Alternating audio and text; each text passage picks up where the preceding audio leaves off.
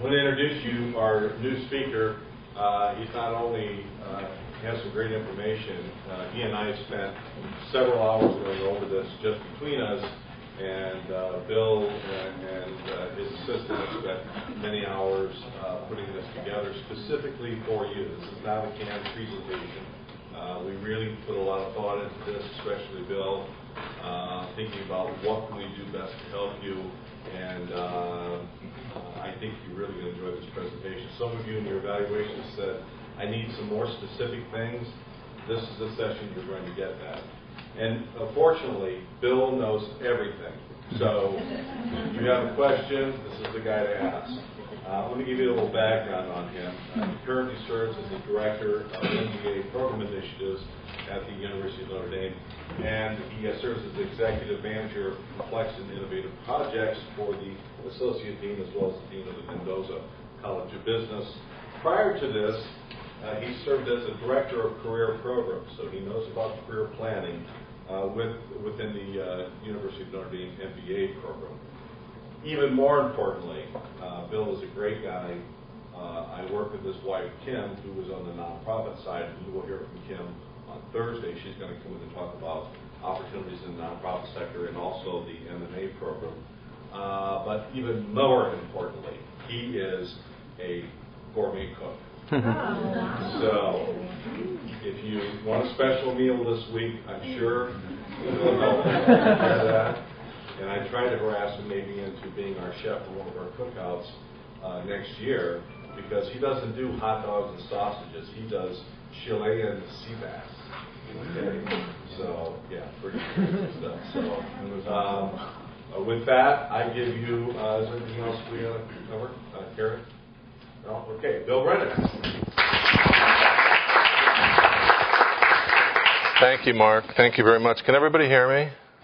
Karen, Kelly, you guys can hear okay?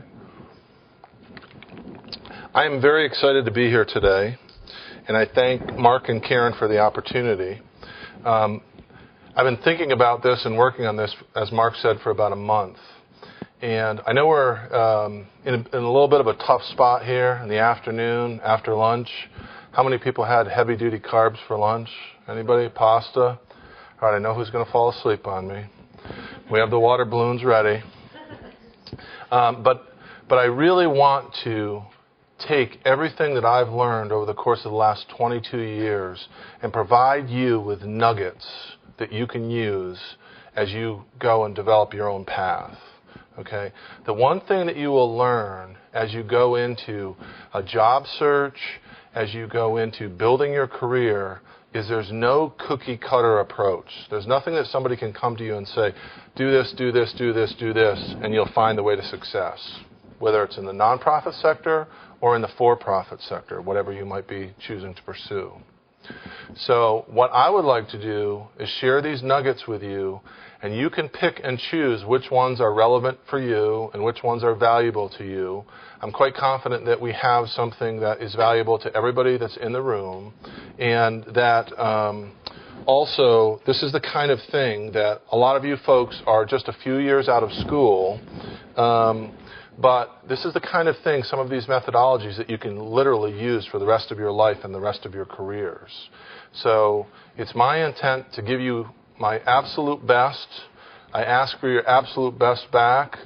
I welcome questions. Please ask me questions. It will make it a lot better experience for you, and it'll make a lot better learning opportunity for all of us, okay?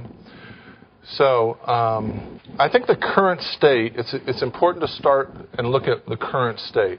Everybody is coming here, as I understand, from a different place, in that you are all in service work of some sort or another. And but people, some people were working in Peace Corps overseas. Some people might have been working in Appalachia. There's a variety of different areas that you come from. So different people have different interests in what they want to go into next, different skills, confidence level, which is very important in finding your next job and building a career. We're all at different levels of that, okay? And that's fine. That's where we are. The commonality is everybody's in transition. And this will not be the only time in your life that you are in a career transition. You might be in a variety of different things besides a career transition at certain points in your life, okay? But this is not the only time that you will be in transition. When you're in transition, some people are naturally anxious. They're leaving something that's very familiar. Maybe it's a community, maybe it's a geography, maybe it's a type of work, etc. But you're leaving something that's familiar, and you're wondering what will come next. You don't know what the future will bring. Okay? And as I talk to you a lot today, what you'll hear is me talking about things like confidence and controlling your emotions and managing your emotions and things like that, all of which are very, very important. I'm here simply to share what I've learned and provide you with some nuggets that I hope will be beneficial to you. Again, I don't have all the answers. I don't have a cookie-cutter approach that will work for everybody. But I know that we've got methodologies here that, as you can pick and choose them, will apply to you. Okay? Now, up front, let me have a show of hands, if you will. How many people are interested in going into the nonprofit sector? Okay. How many people would consider going in potentially to for-profit sector? Okay. And how many just really don't know at this point? Okay, we've got a little bit of each. So one of the things that when you talk to people, you have to use examples. Okay? And I will try to use examples in all of those areas. But if I say a company does this or a nonprofit sector does that, don't tune me out just because you think that it doesn't apply to you because of the example that I'm using. The point here is think of a creative way that you can use example of what somebody else has done to apply to your situation. Just open your creativity a little bit and think about that, okay? So we'll get started. I'm going to start with a question. And the question is, what is the definition of a brand? Sir, in the yellow shirt, what's your definition of a brand?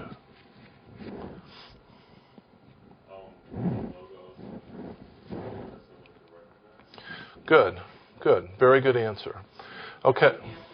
The answer is a logo or something that somebody can recognize. Now, I'm going to take you through a few things here related to branding and marketing. Okay? And before you get turned off because you think I'm some slick advertising guy, which I'm not, by the way, I'm doing this for a purpose because I want you to come to realize that you have to think of yourself as a professional brand. And I'll show you how, and I'll show you why. But before we do that, it's important to understand what a brand is and what marketing is, because there's some misconceptions about both of these. The best definition of a brand that I've ever heard is not on the slide. A brand is a person's perception of their experience with a product or service. Okay? A brand is a person's perception of their experience with a product or service. Now let's think about that for a second and let's talk about it. That means that hypothetically there's two examples of how that could apply. It could apply to a product or service that I've used or a product or service that I haven't used, correct? So for a product or service that I've used, that perception of my experience is really a recollection, right? If I have had a Coca-Cola before, I recall in my mind that it was a hot day in July and I was at a picnic and I reached into that cooler and I pulled that red can out, and as I moved it towards my face, I could see the logo on the can and the condensation ran down off the can, and I cracked it and I could hear the fizzle, and as I put it to my lips, that cool, sweet liquid quenched my thirst. That's my recollection. Overly dramatic as it might be. Okay? Now, for example, if I have not had a product or service before, what is my perception based on? Well, it's based on two things generally: word of mouth or advertising. My friend Sally saw this movie. She said it's great. Okay?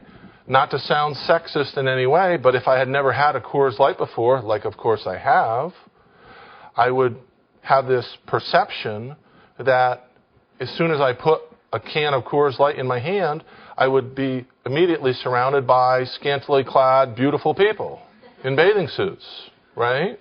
Because that's what I see on television all the time. That's what a brand is. It's a person's perception of their experience with something. And as we move through this, what you have to realize is every person that you meet has a perception of their experience with you. Your perception right now of me is, why the hell is this guy sweating so much? Right? And I don't know the answer to that, by the way. So, what we will see throughout the course of this presentation is how you can take and create your own brand. There's many little things here that you can do. Interactions, exposures, relationships, management, dealing with projects, etc., that are really about creating perceptions. Okay? In my view, a career transition is several things. And a lot of you guys are probably too young to remember this, but Mark Hardy, for example, who's really, really old, could tell you it's like re-entry into the Earth. If you come here from outer space, right? You come here from outer space now, how do you come? You come on the space shuttle. Glides right in, lands right on the runway, okay? That's the experience that you know. In the old days, they had this thing called the Apollo program, where they shoot a capsule up into orbit, and it would come back down into the Earth's atmosphere, and it usually landed in an ocean somewhere, thank God. You wouldn't want to hit land, right, traveling at that speed. But they didn't know exactly where it was going to land. It wasn't like landing on a runway. In a career transition is almost like coming back into the atmosphere, okay? You can land on your target, or you're going to land in the water somewhere. It might not be exactly where you're thinking it was going to be, and if it's not, that's all right. In order to do it, you have to have communication. They're calling back down from the capsule to Houston, saying, Houston, here's where we are. Houston, here's what we're doing. There's communication back and forth. And you're going to need to develop communication with your network, and we're going to talk about networking in great detail, and have a lot of communication with people who can help you in the process. Anybody here ever gone whitewater rafting before? Yeah, most of you. I've never done it. They say it's great. Hope you guys enjoyed it. One of the things I've learned is if you go on a whitewater rafting trip and it's really, really high rate of speed, whatever they call that, G5 or whatever it is where the river's really moving through. Class 4. Okay, thank you.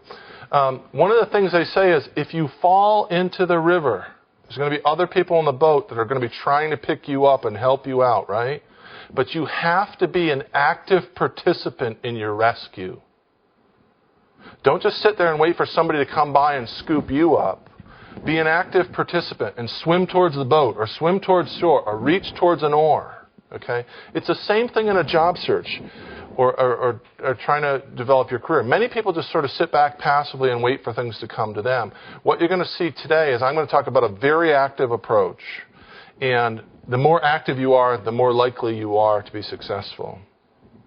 You really need to control your emotions.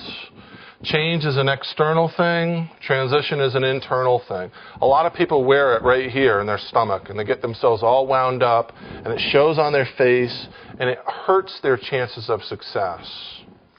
And then finally, confidence and optimism. You have to believe that you will succeed. And you have to control your mind, just like an athlete does, and saying, I can do this, I can do this, I can do this, and not give up on yourself. If you don't believe in yourself, nobody else is going to. Okay? Now, I know it makes it sound like it's really, really hard and really dramatic, and everybody in this room can do this. Okay? But I'm telling you, here are some of the elements of a transition in a job search in a tough environment that are important to control. Does that make sense? Okay, perceptual mapping. Anybody here know what perceptual mapping is? Anybody want to take a stab at it from the slide? Go right ahead, Chris. Well, it looks like you have a study Mm-hmm. and collect data. I guess you relate a particular product to someone's perception, and they rate it on a Likert scale from 1 to 5. What does it say? And you just add up your data and plot it out. You judge it on a couple different dimensions. Exactly. Exactly. So in this particular example, we're going to do pain relievers. This is aspirin. Hopefully at the end of this presentation, you won't need any of these. You were supposed to laugh. This one is being judged on effectiveness and harshness on stomach. Okay, and this is the kind of thing that companies do all the time. And you map out pain relievers, and this was in the old days. And what you find is, wow, look at where those windows are. There's an opportunity here for something that is stronger or more effective than Bayer aspirin, and we'll trade off a little bit of that harshness on the stomach to get more pain relief. Look at that window. There's nothing that fills that spot. So some company comes along, and they say, wow, we'll develop this product called Advil, and it's more effective than Bayer. And we find this segment of the marketplace that has a need for that type of product. And guess what happens next? Several other companies say, wow, we got to have something in that space too. Look at their sales. They're going through the roof. Same thing on the really, really heavy-duty stuff. I happen to suffer from migraines, so I count my blessings for migraine pills, okay? Perceptual mapping, that's what I'm talking about. Why is he talking about pain relief? Now we're going to talk about marketing. What do most people think marketing is? Anybody? Yes, ma'am. Yeah, through what, usually? Yeah, through advertising, right? What you see on TV. That's marketing. Marketing's got a bad rap.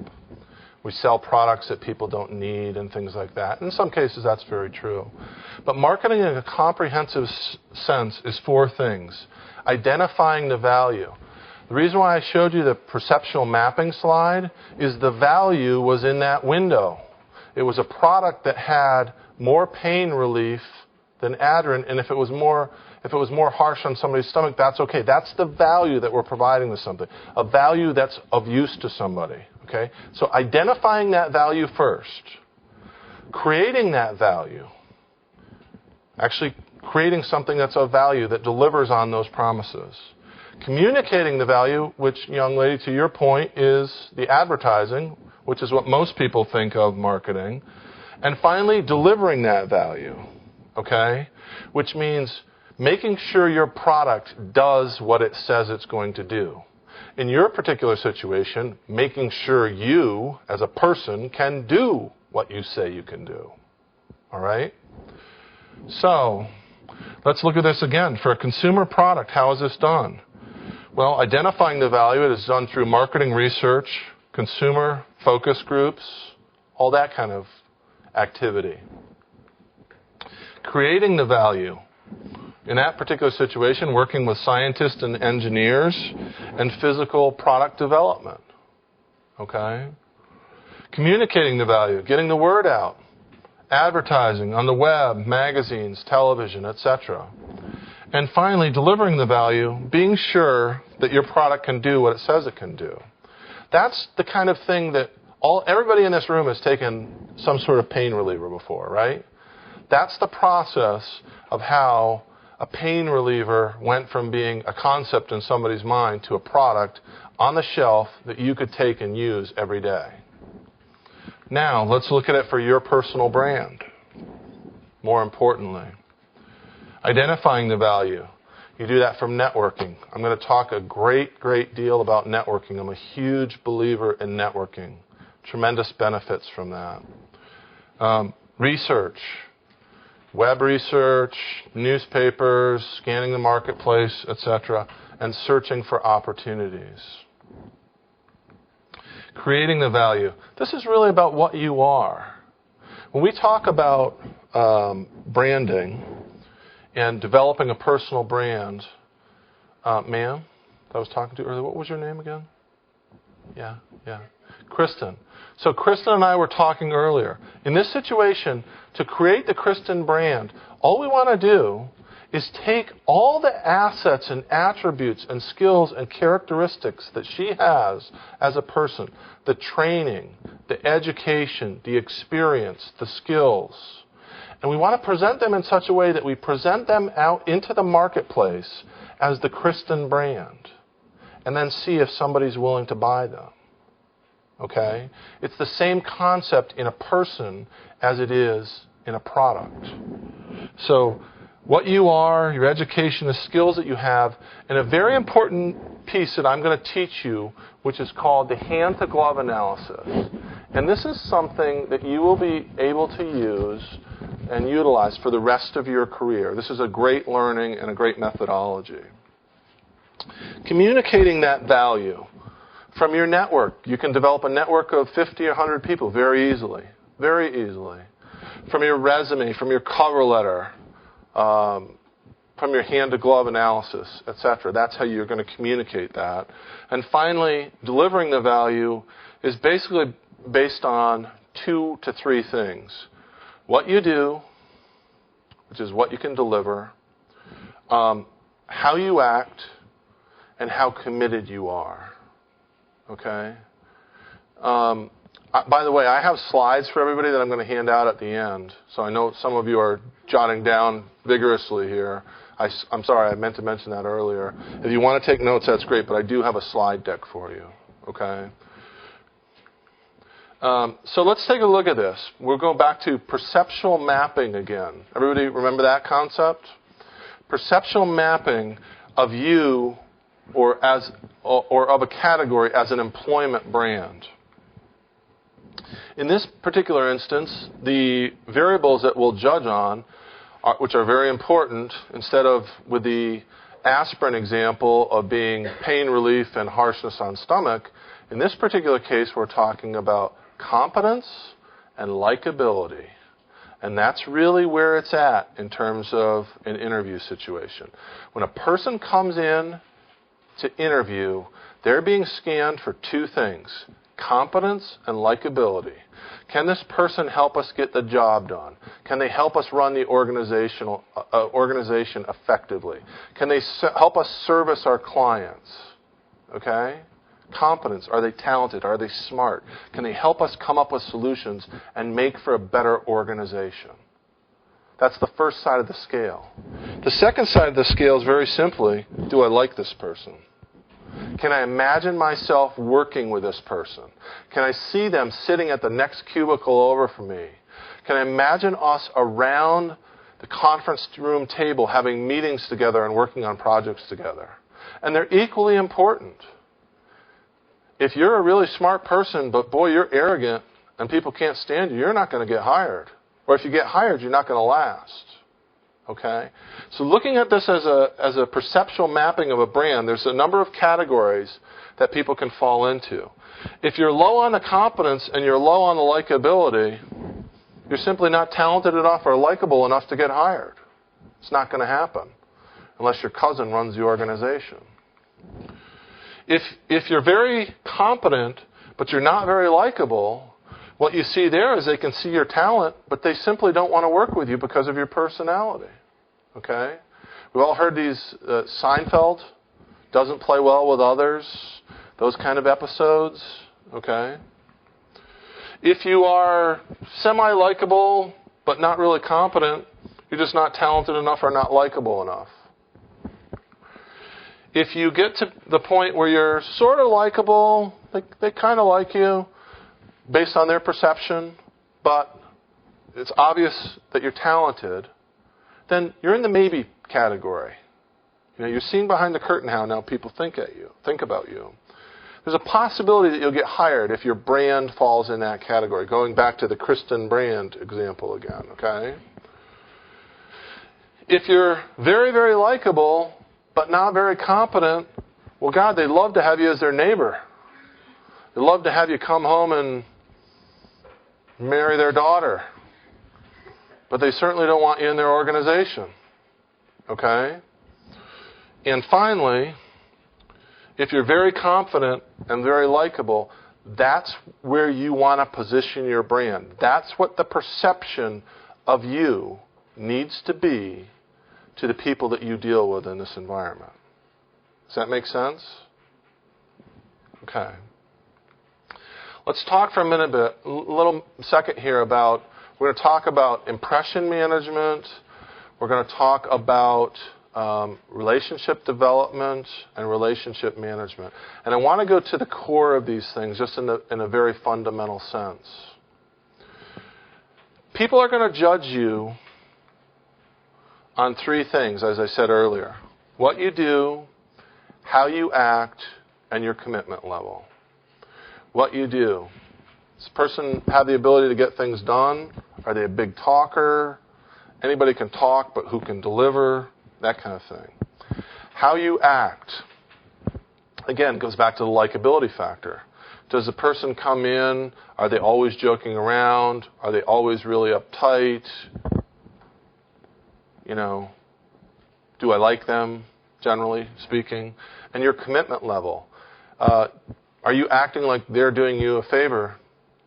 You're doing them a favor to meet with them for an interview. Believe it or not, with some people that happens. Okay? How committed are you? Some of the methodologies that we're going to go through in just a minute are going to convey tremendous commitment just by the amount of work that you've done on the way in. Okay? And that's really important. So, when you get into these three areas, what you see is they're judging you on that bottom level, and what they're conveying is that top level. So, what you do and how well you do it conveys confidence. Likability is based on how you act, and your commitment level is both. From their perceptions of you in that space, you're going to create some sort of impression. Okay?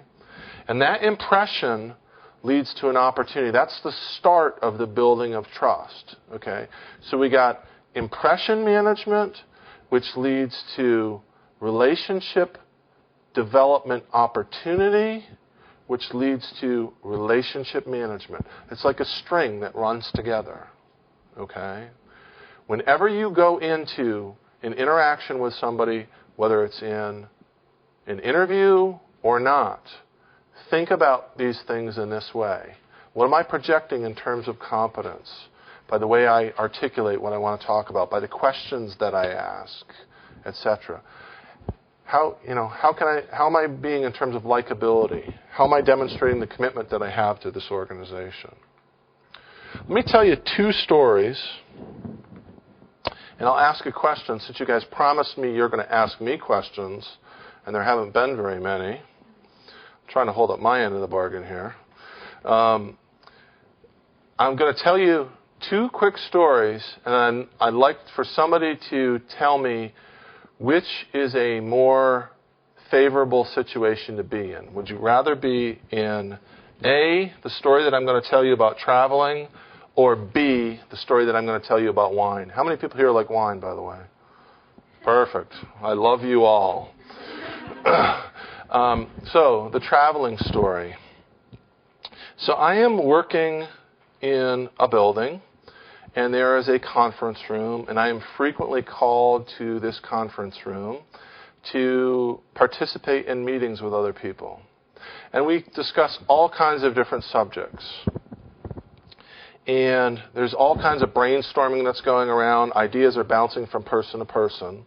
And at the end of the brainstorming and the meeting's about to break up, there's a very common phenomena where work gets distributed to different people. Hey, I'll pick up this piece, and you do that piece, and you can do that. And next time we come back together, we'll all report, and we'll have this collective better product, right?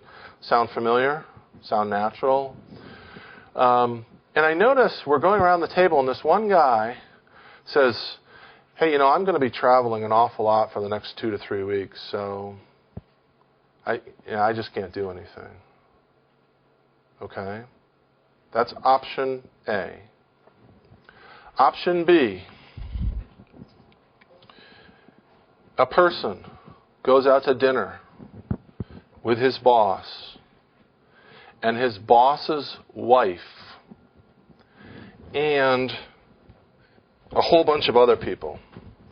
And in the course of the evening, there's a lot of food going around. There's quite a bit of wine going around. And at one point, somebody says something funny, and this person has some wine in his mouth, and he spits it out accidentally all over his boss's beautiful white cashmere, very expensive sweater. Who wants to be in option A, traveling? Who would prefer traveling? And who would rather have spit wine all over their boss's wife's white sweater? You would rather spit wine over your boss's wife's sweater. Why? They'll remember you. They'll remember you. How about you in the back, sir? Unintentional. It's unintentional. Yes? You can fix it by buying another sweater. Yes. Anybody else? Yes. It's kind of humorous in the long run. Good point. Yes. It could be used as a great opportunity to build rapport in a funny way, crazy way. Absolutely. You could send them a Hallmark card saying, "Remember when I spit wine all over your wife's sweater?" Right? Well, I didn't tell you the first part of the first story because it skews the data too far. But the second part of the first story, rather, is this. I've been in that meeting with that guy sitting around the conference table 6 times in 6 months. And every time we get to the end of the meeting and it becomes time to divvy up the work, he says the same exact thing.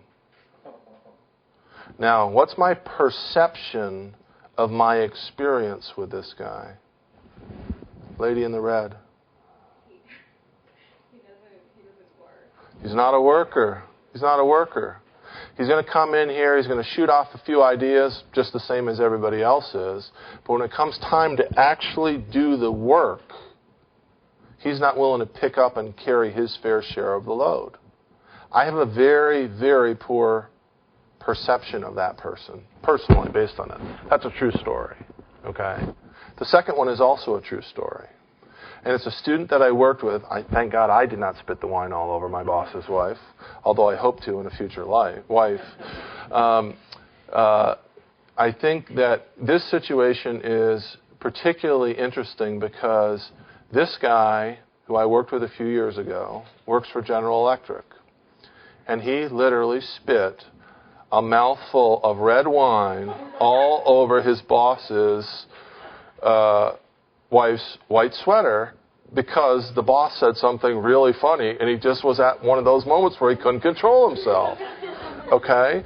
And he felt really awkward.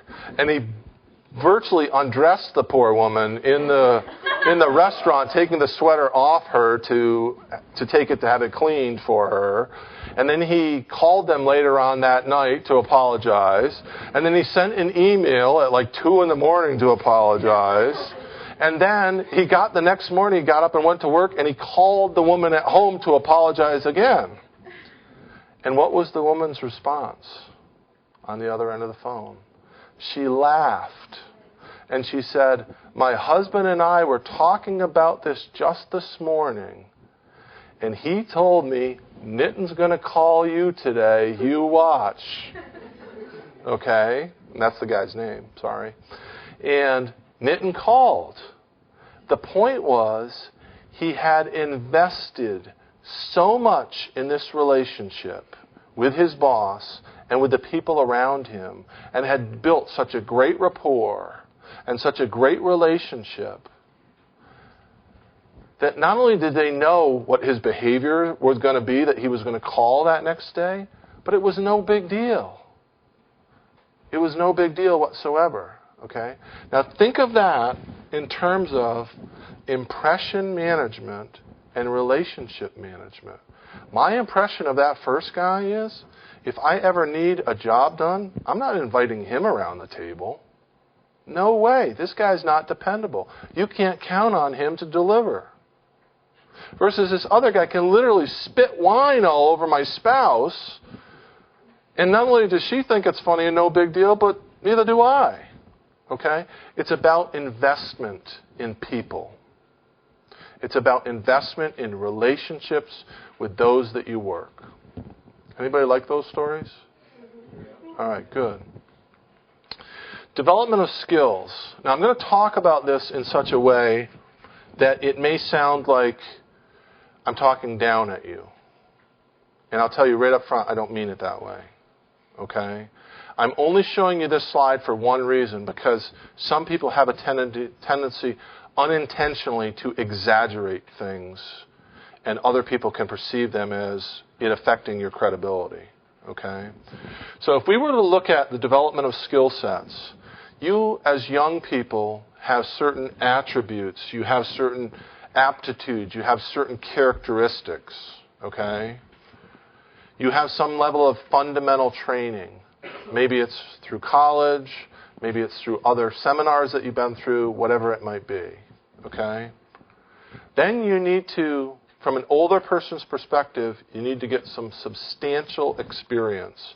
And this section of the slide is bigger because, experience in a lot of people's mind is 5 or 10 years.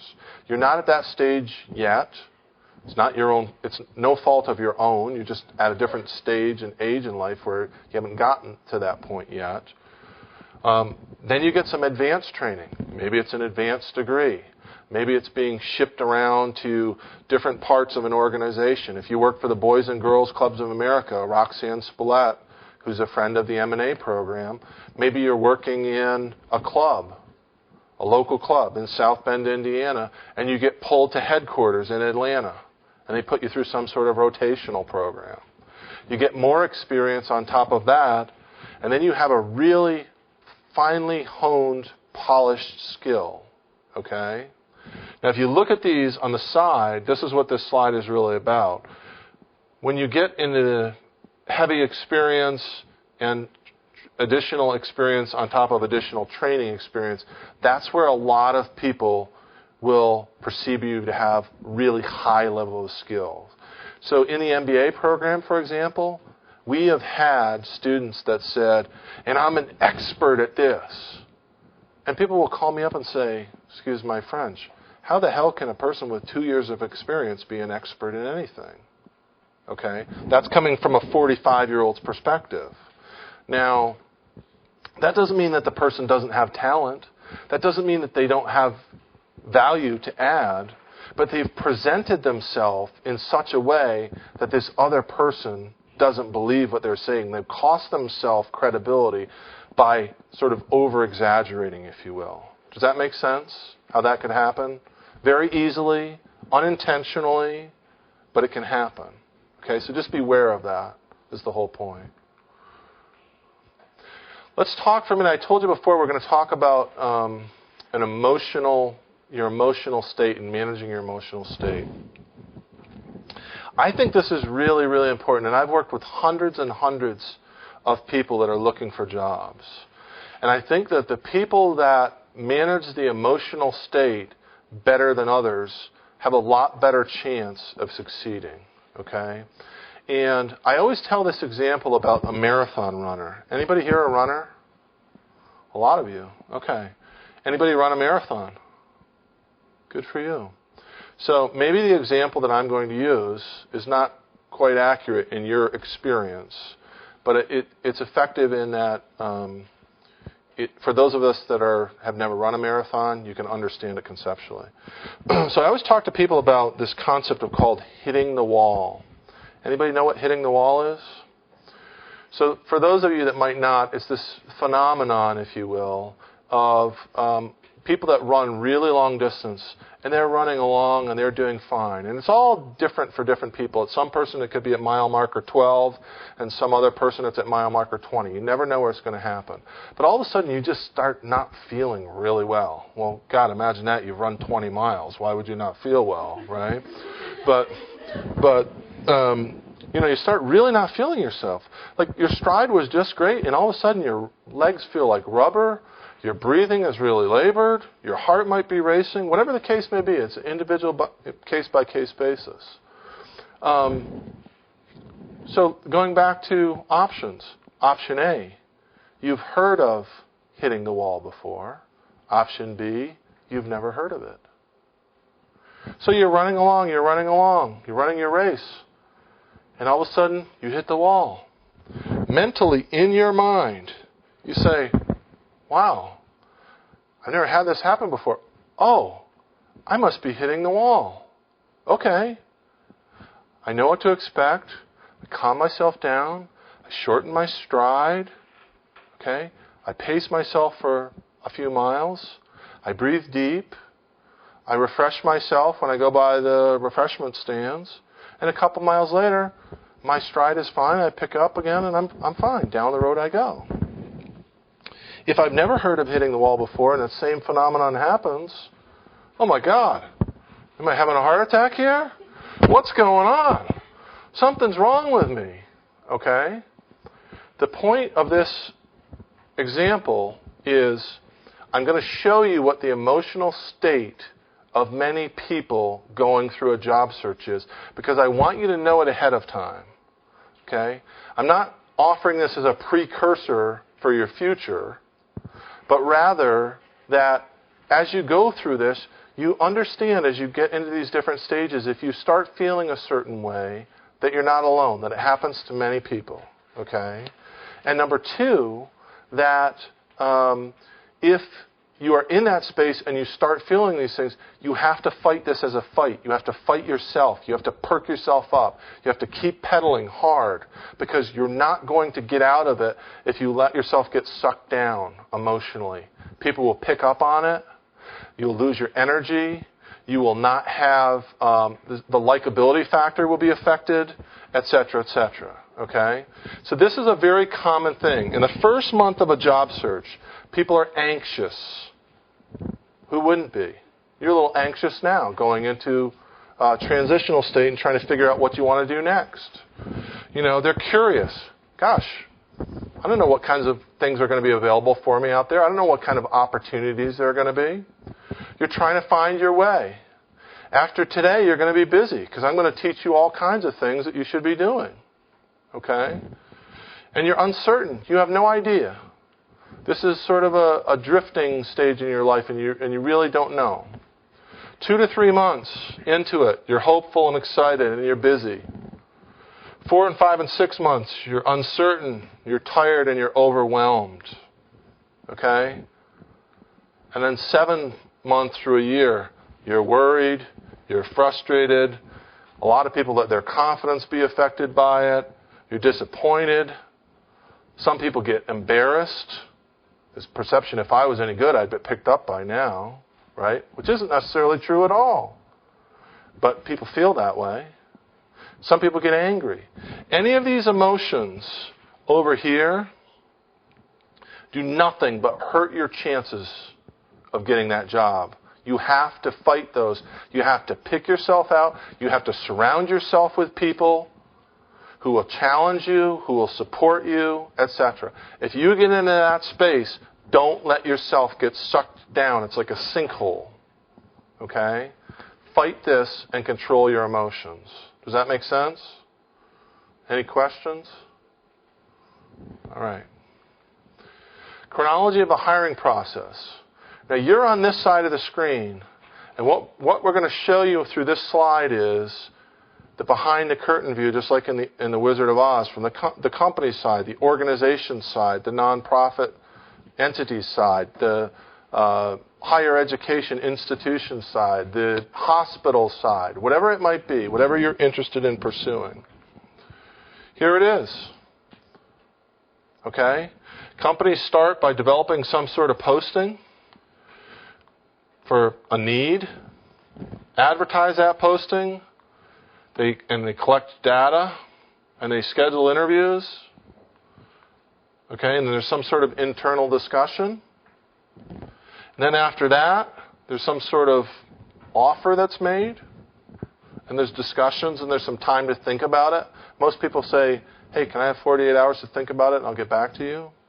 And then a lot of people perceive that, most people are working, so we'll have to allow for 2 weeks' notice. So for a planning purpose, from the inside view of the organization, in a lot of cases, you're looking about 10 weeks before that person's on the ground in the seat working for your organization. Okay? 10 weeks. Now, why do I say that?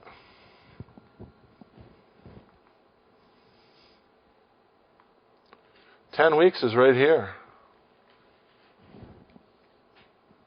Okay?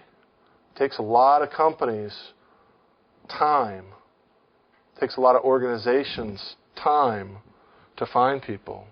You have to have multiple things going on at the same time. So you start moving on your chronology over here where you're starting to get upset at your situation and yourself because it takes companies time to hire people. Okay? It's always important to understand where the company's coming from and what their timing is. In fact, one of the slides that I'm going to get to here, one of the best questions that you can ask in an interview is very simply, can you tell me about the timing of your process? That's very, very valuable. And it's valuable going back to what we were talking about earlier of understanding things, managing your emotional state, etc., etc. Okay? Okay. Anybody here was a math major in high school, college, any of that thing? Anybody get a perfect score on the SAT in the math? No? All right. Trick question. What's the shortest way between 2 points? Straight line. Straight line. Here you are. You're over here, and the job you want is over here. And what I'm going to show you is there's a straight line to a job, and there's a jagged line to a job. And what is naturally intuitive to most people is they say, why in God's creation would I possibly take the jagged line when I could take the straight line? And one of the things that you're going to see is you should pursue both of these paths with equal vigor, number one. But number two, the jagged line, in a lot of ways, is actually much more valuable to you personally, learning and developing your brand. So in this scenario that we're talking about here, if you were on campus and you were recruited from something for some sort of organization, whether it's the Peace Corps or whoever else, through the on-campus model, online postings, okay, newspaper ads, headhunters, these are all a direct path. It's zeros and ones, guys. Either they come to campus or they don't. Either they list it on a website or they don't. Either you see it on that website or you don't. Either you apply or you don't. You get selected or you don't. You interview well and get offered to a second round or you don't. You get offered a job or don't. It's black and white, back and forth. Okay? Very, very linear. Now, look at that mess. What's that? That's the networking model. And here, I'm going to be talking with Sally, and she's going to refer me to Bob, and he's going to refer me to Phil, and then over to Stu, and then Karen, and then Teresa, and then Mike. Notice how I didn't use the same names? Pretty good, huh? Yeah. Anyhow, you're going to get referred and bounce back and forth to different people along the way. Okay? And the problem with this approach here, the zigzag approach, is it's not like being a bricklayer. I go out today and I lay 10 bricks down. And at the end of the day, there is a tangible evidence of my work. I can see them myself. I can say, there's the fruits of my labor for the day right there. And tomorrow if I put up another 10, then it's going to be this high. And another 10 this high the third day. Networking doesn't work like that. Okay? You can be, if I could just control myself with a slide here. You can make a contact here that leads to a referral here, that you can be that close to a job and you might not even know it. You can't even see it. So you don't go into networking for the purposes of finding a job. You go into networking for the purposes of learning and building a network. Okay? If you go at it from that perspective, you will get tremendous benefits that we'll go through in a second here. But I just want you to see that these are two very, very different approaches. And the average person says, well, heck, it's counterintuitive to be going out there and talking to all these different people. Why would I do that when I can go right here to Kristen? Okay? There's a lot of reasons why you should. And a lot of people, I don't want to use the word lazy, but a lot of people in general sort of think, well, this is about efficiency. This is a good use of my time. And what we're going to see in just a minute here is not only do you lose out on the benefits that way, but it's not really about efficiency for you. It's about efficiency for somebody else. Does that make sense? All these questions are going to be flooding out any moment now, right? Remember? We promised. All right. You're going to like this slide. Better get a kick out of this one, because I did. Show you my lack of maturity, I guess. This is interactions of interpersonal interactions, okay? And here's a person, and there's another person. Aren't they cute? And they come together, and there's some level of exposure from that experience, right? I meet this person, I watch them, I listen to them, I talk to them, I see what they're about, I have some level of exposure. That leaves me with an impression. Remember before we were talking about impression management? Some level of impression. I'm impressed, I'm not impressed. Hopefully that's not where you guys are with me right now. Okay? I'm neutral. Whatever. From that impression, it can either be positive or negative. If it's negative, you're going to distance yourself from that person, right? Why would I hang around a person that I'm not impressed with? Okay? Most people won't do that, especially in a professional setting. Or it can be positive, and if it's positive, you're willing to take a chance on that person. You're willing to call them up and say, hey, do you want to get together for lunch someday? And let's talk about, you potentially joining our organization, our trade association, our whatever. But there's some level of willing to take a chance, to take a step towards somebody. That's when it turns into a relationship development opportunity.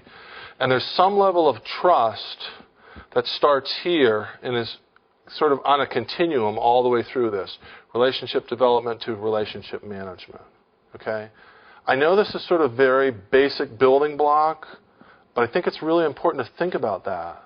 Nowadays especially, we don't think about our interactions and how these interactions might be affecting our relationships, either positively or negatively.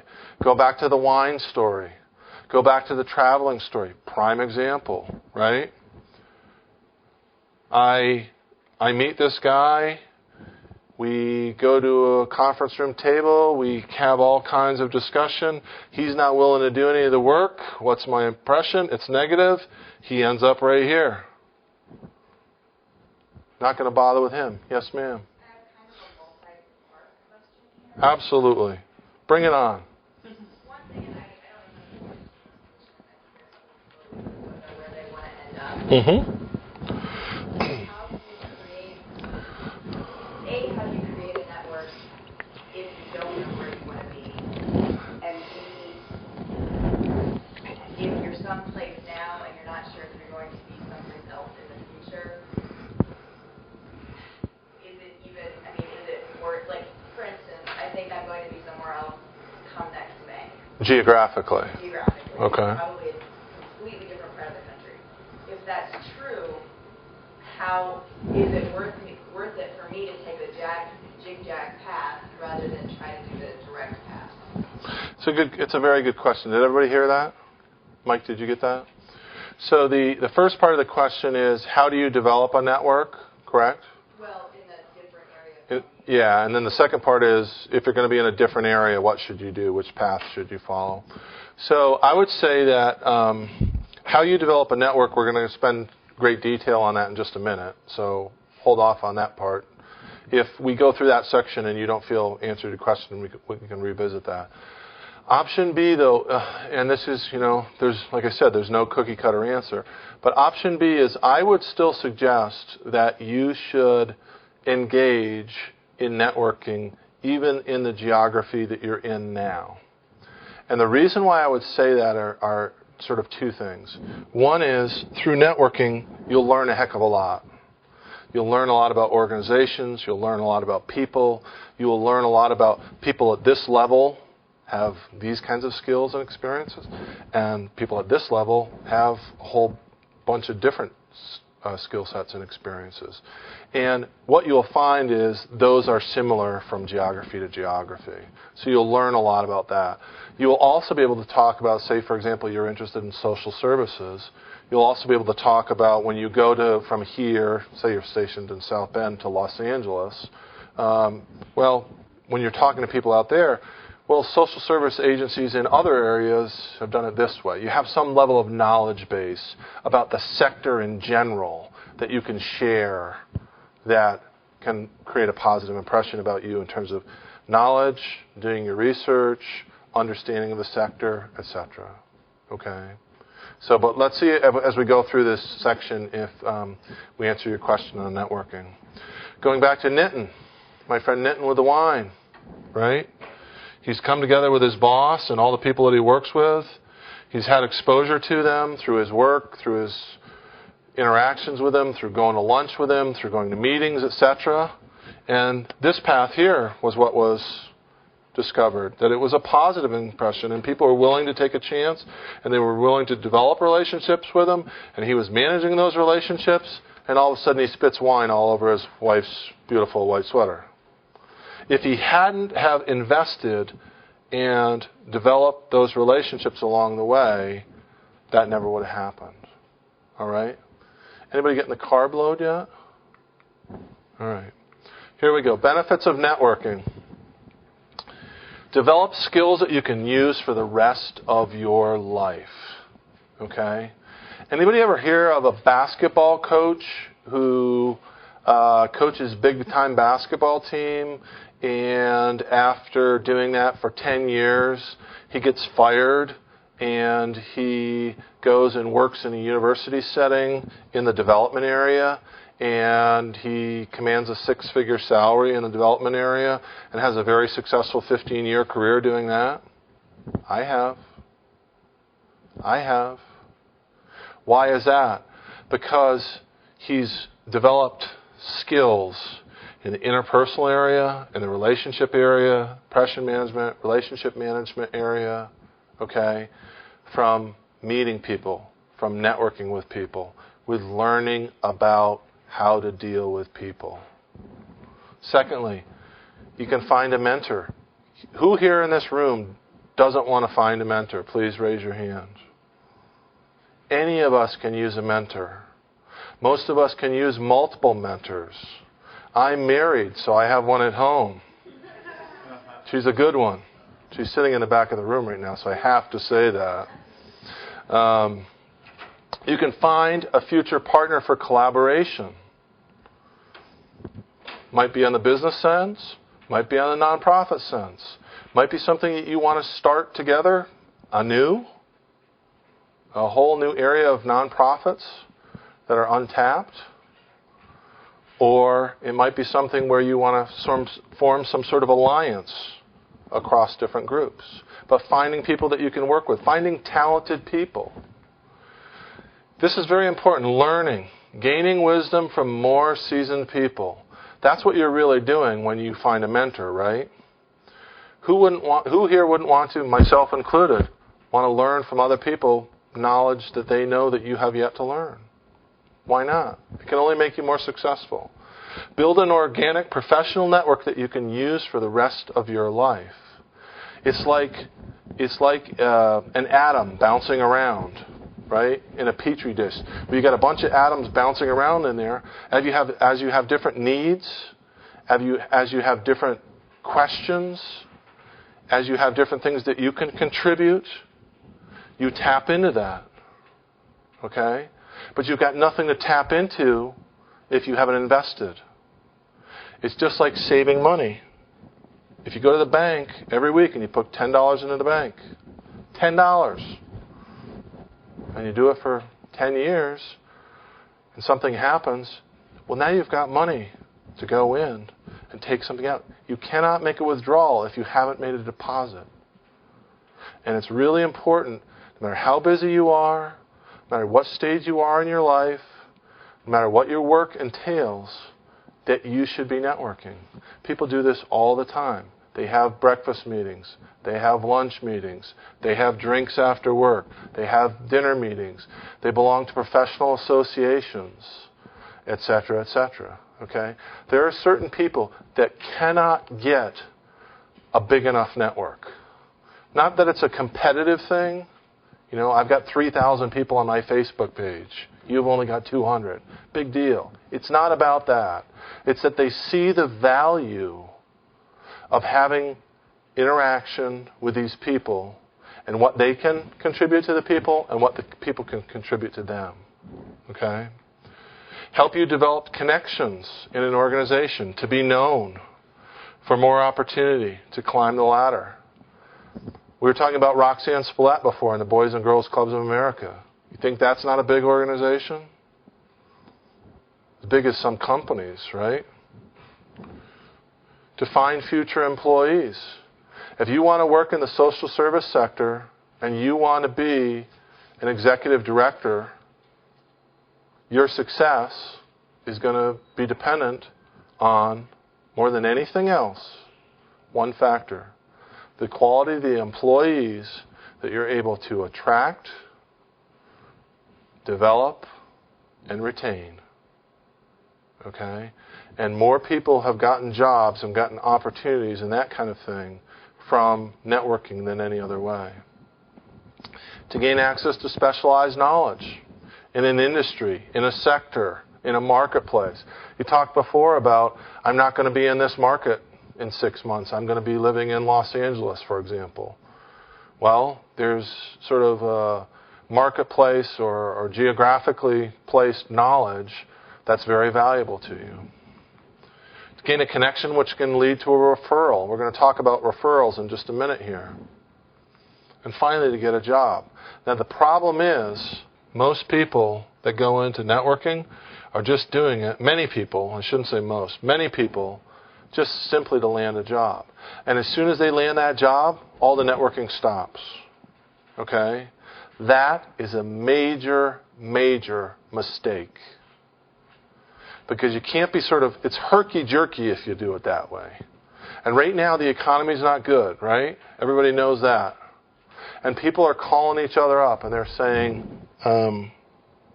hey, I lost my job. Can you help me? And sometimes I've gotten phone calls from people literally that will say this: where the hell was he 4 years ago? I haven't heard from the guy in 4 years. Now he wants me to help him find a job? How much have they really invested in that relationship?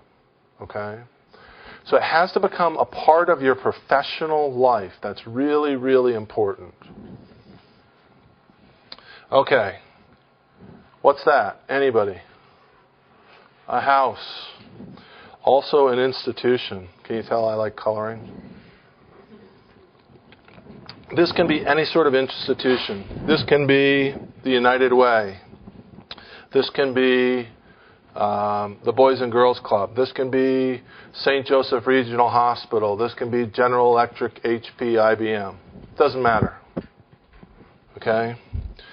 And there are people that live on the inside of that house, and we, us here, we're on the outside of that house. And we want to find a way to the inside of that house. Okay? So there's a front door, just like any other house. And right next to that front door is human resources. They got a big table there, 2 guards, a couple pit bulls, and they're not going to let anybody in. Okay? They control who comes into the organization. Now, I'm sitting at home I'm 26 years old. I just spun out of 2 years in the Peace Corps. And I've got my laptop. I'm sitting on the couch. I'll give you a visual here. I'm sitting on the couch. I'm in my boxers. I got the laptop. This is the greatest, man. How awesome is this? I can sit here at home. They can't see me. I'm in my underwear. I'm watching Sports Center, and I'm applying for jobs. How cool. This internet is the most efficient thing in the world. Awesome, baby. Guess what? Is the efficiency for me? I think it's cool because I can sit there at 11 o'clock at night and I can be applying to jobs. Okay? Wow, look at this. And I can ping one out to Arizona, and I can do one in New Mexico, and I can do New York City, and right here from my couch. This is so efficient. It's all about me. Well, no, really it's not. It's all about them. And they are driving everything to the web for their efficiency, not for yours. Okay? They drive everything to the web for two reasons. They can control it because they can search it. They can do keyword searches on your resume and on your application. Okay? And secondly, it protects them legally. I can't claim that there was some sort of discrimination against me because I have a bad left knee and they wouldn't hire me because I had a bad left knee. Because everybody gets driven through the same filter. All right?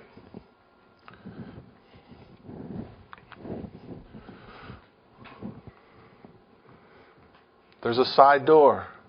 There's always a side door. Okay? You don't have to take a chainsaw out and cut into the side of the house. There is a side door. And it's called the networking path. And what you're going to do is you're going to go into this organization. You're going to go to your neighbor. And you're going to say, hey, don't you know somebody? Didn't your cousin work for Boys and Girls Club of America? Yeah, she sure did. Well, let me call her up. And maybe she can put me in touch with somebody else. And whether it's a neighbor, a friend, former coworker, somebody you were in the Peace Corps with, somebody you went to college with, your third cousin's dog trainer, it doesn't matter. You can reach out and you can find people that can refer you to somebody inside here. And you're going to call that person up.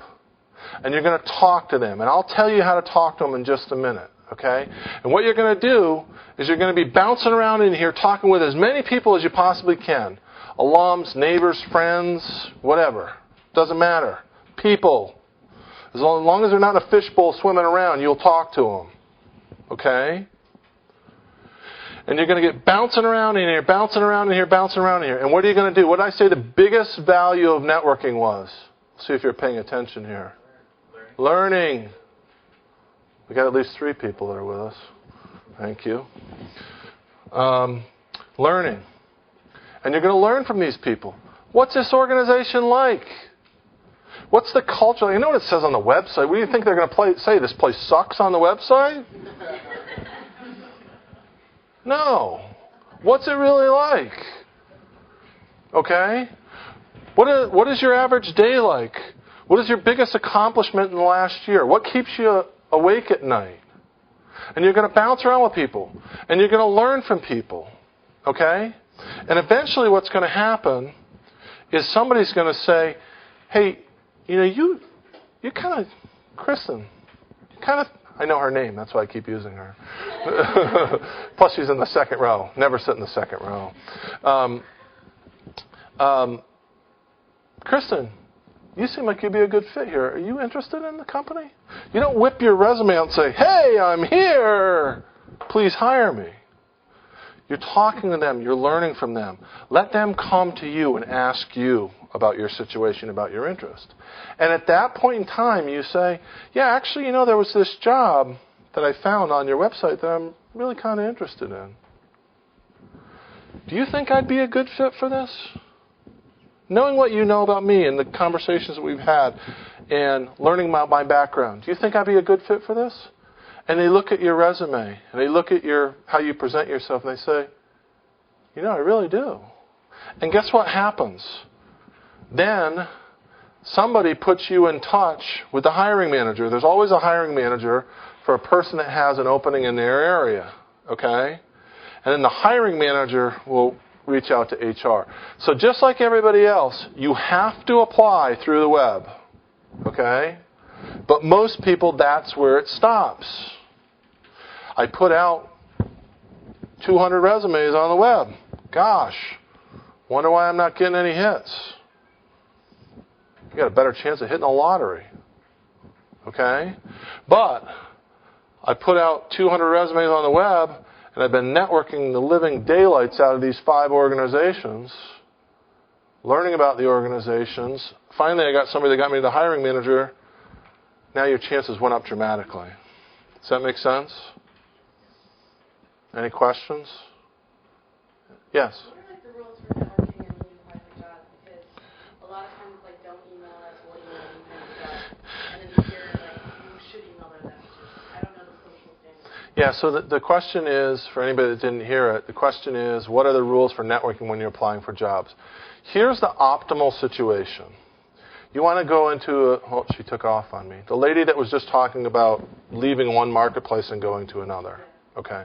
So say she wants to land in, let's put her, since she's not in the room, we'll put her in Cleveland, Ohio. Because the weather's not nearly as good in Cleveland as it was. I was giving her Los Angeles before, but she looks like she's already tan anyway. So we put her in Cleveland, Ohio. She lands in Cleveland, Ohio. And what she's got to do is she's got to do a market scan. And when she does the market scan, here she comes. Everybody clap when she comes in. Hey! Okay. You're going to Cleveland now. You're a prop. So she lands in Cleveland. And in Cleveland, she's got to scan that marketplace. And let's say she's interested in social service and or hospitals. Okay? So she identifies the Cleveland Clinic. Wow. World-class hospital. And here's the kind of activities that they're involved in. Here's the kind of jobs that people have there. Hey, that might be one target for me. And then she finds Cleveland State University and Boys and Girls Club have a location there, and the United Way has a location there, and there's a Guide Dog for the Blind organization there. Okay, and she's scanning the marketplace, and she finds 5 organizations that she says, wow, these guys are pretty cool. They're doing some good stuff. I believe in what they're doing. Okay? Because to me, and I imagine to you too, believing in the organization that you're with and the cause that you're working for, whether it's for-profit or non-profit, is really important. So if you're going to start with a market scan, why not start with the companies or organizations that you like and that you believe in, right? And she's going to find those 5 organizations, 6 organizations, 10 organizations, whatever it is, some manageable number, probably no more than 10. And she's going to start networking with them first. Just get inside there in a house that I just started talking about and start networking with people. Then, after she's networking for a little while, she will start scouring their site and looking for opportunities.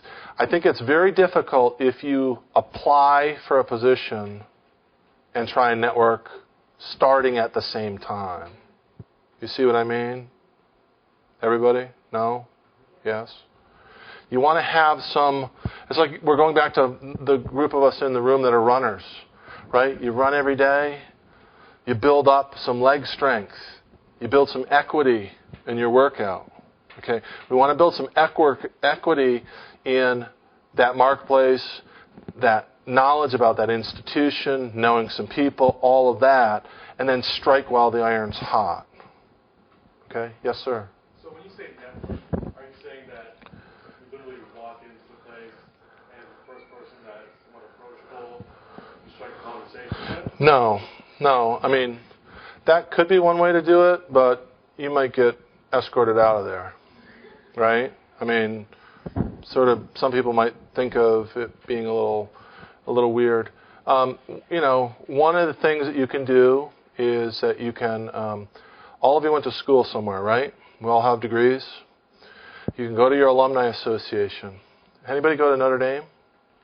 All right, Karen's right there in the back. She'll line you up right after the session. I'm just kidding, of course. So any of you that went to school, you can always go to your alumni association and say, please give me the names and contact information of anybody in the Cleveland area. We're using Cleveland, right? You get this list. Then, do you have anybody that works at the United Way in Cleveland? Get those names. Do you have anybody that works at the Cleveland Clinic? You get those names. You got to start somewhere, okay? If you don't have anybody that works specifically in the organization for which you're interested, then you have to find an alumnus that's in the greater Cleveland area. They might not work there themselves, but they might know somebody that does, okay? Or they might know of somebody who does. It's sort of this 3 degrees of separation, right? They say it was 6, but it's really like 3. So that's sort of a starting point. We're going to do a little bit more on a networking slide coming up. But, yeah, you can't just sort of walk into the place. You have to be creative about finding a first person to talk to and then saying, gosh, you know, I'd really like to learn more about the organization. I'd really like to learn about how you deliver social services in this marketplace. I'd really like to learn about how you built your career. And we're going to go over the golden question in just a moment on that. Okay? Yes. Lady next to the lady in Cleveland. Is there kind of a protocol as far as like emails and calling? Yeah, it's a good question. Okay, here's how it works. Let's do best to worst first, which is probably counterintuitive to folks in your demographic. Best is face-to-face. I want to be sitting across the table from Chris. I want to be sitting, I'm not picking on Kristen anymore. I want to be sitting across the table from Chris. Okay? I want to be talking to him. I want to be watching him. I want to be reading his body language. What do the studies say? That like 70% of communication is nonverbal, right? We've all seen and read that before. Well, how the heck can I do that if I'm talking over the telephone to him? How can I do it if I'm over the internet sending him an email? Okay? So, face-to-face is best. That's the pinnacle. Second best is over the phone. And the worst is email. Now, we live in a society today where everything is about the dang email. Okay? You want to send an email, and I'll describe one to you here, but you want to send an email for one purpose and one purpose only, to get the face-to-face meeting. Right? So, in the email, I've used this literally thousands of times. Dear Joanne, please allow me to introduce myself. My name is Bill Brennan. Very simple. One sentence. Keep track of the sentences. One sentence. Second sentence. I learned of you from X. Maybe it's the Notre Dame alumni database. Maybe it's my pal Chris, who told me about his neighbor. Okay? You want to put that sentence in there because we also live in a society where people are worried about stalkers. Okay? And this is kind of weird, but how did this person get my name and contact information? Okay? So here's who I am. Here's how I got to you. Okay? I was wondering if we could set up a time where we could get together for a half an hour at a time that would be convenient for you. Question mark. Sentence number 3. Okay? I'd really like to pick your brain. Any guidance, advice, or insights that you could offer would be greatly appreciated. I think we're up to 4 sentences. Okay? Thank you very much for considering this request. 5 sentences. Sincerely, Bill Brennan. Okay? Now you will read this stuff on the web about saying there's 3 long paragraphs of prose, and it says things like, you know, I was researching on elephants in Uganda, and I realized that your expertise is so valuable in this area that my search would not be complete without having talked to you, and blah, blah, blah, blah. And my qualifications are this and that and this and that. And who cares? If I receive that email, you know what I'm doing? Boom, gone. I don't need people blowing smoke at me, number 1. And number 2, I don't care about your qualifications. I want to know what you want from me. Who you are, how'd you get me, what do you want? You want a meeting for a half hour? As a young person I want to try and help? Great, I'll try and help them. The rest feels very artificial, okay? It feels phony, quite frankly. So I wouldn't suggest that. But you send, it's a great question, and I'm glad you asked it. You send the email, very brief, to get the meeting. Okay? Somebody had a hand, I'm sorry. Lady next to the man, next to the lady from Cleveland in the red. Oh. Would you have any alternative suggestions to network abroad? Abroad. Well, when I ran career development here in the MBA program, I always asked a question of my staff. And here was the situation. We have a very wonderful program, actually, in the MBA program, where we send students to South Africa. And they help people in that developing country basically start mom-and-pop businesses. And they provide business guidance and expertise and help them build business plans. And through this endeavor, the people are able to make a life for themselves. It's really pretty powerful stuff. Not nearly as powerful as what you all have contributed already, but it's pretty powerful stuff from where we're coming from. And so we'd have people that are stationed in South Africa. And part of your job when you run career development is to place people by a certain time period. Okay? And there are different categories. You can put, God bless you, you can put people in categories of seeking, they're going on to a PhD program, they are non-seeking for medical reasons, what have you. And we would call or contact these different people and we would say, now are you looking for a job in the United States? And they'd say yes. And I would ask the staff, okay, so I'm here in South Bend, Indiana.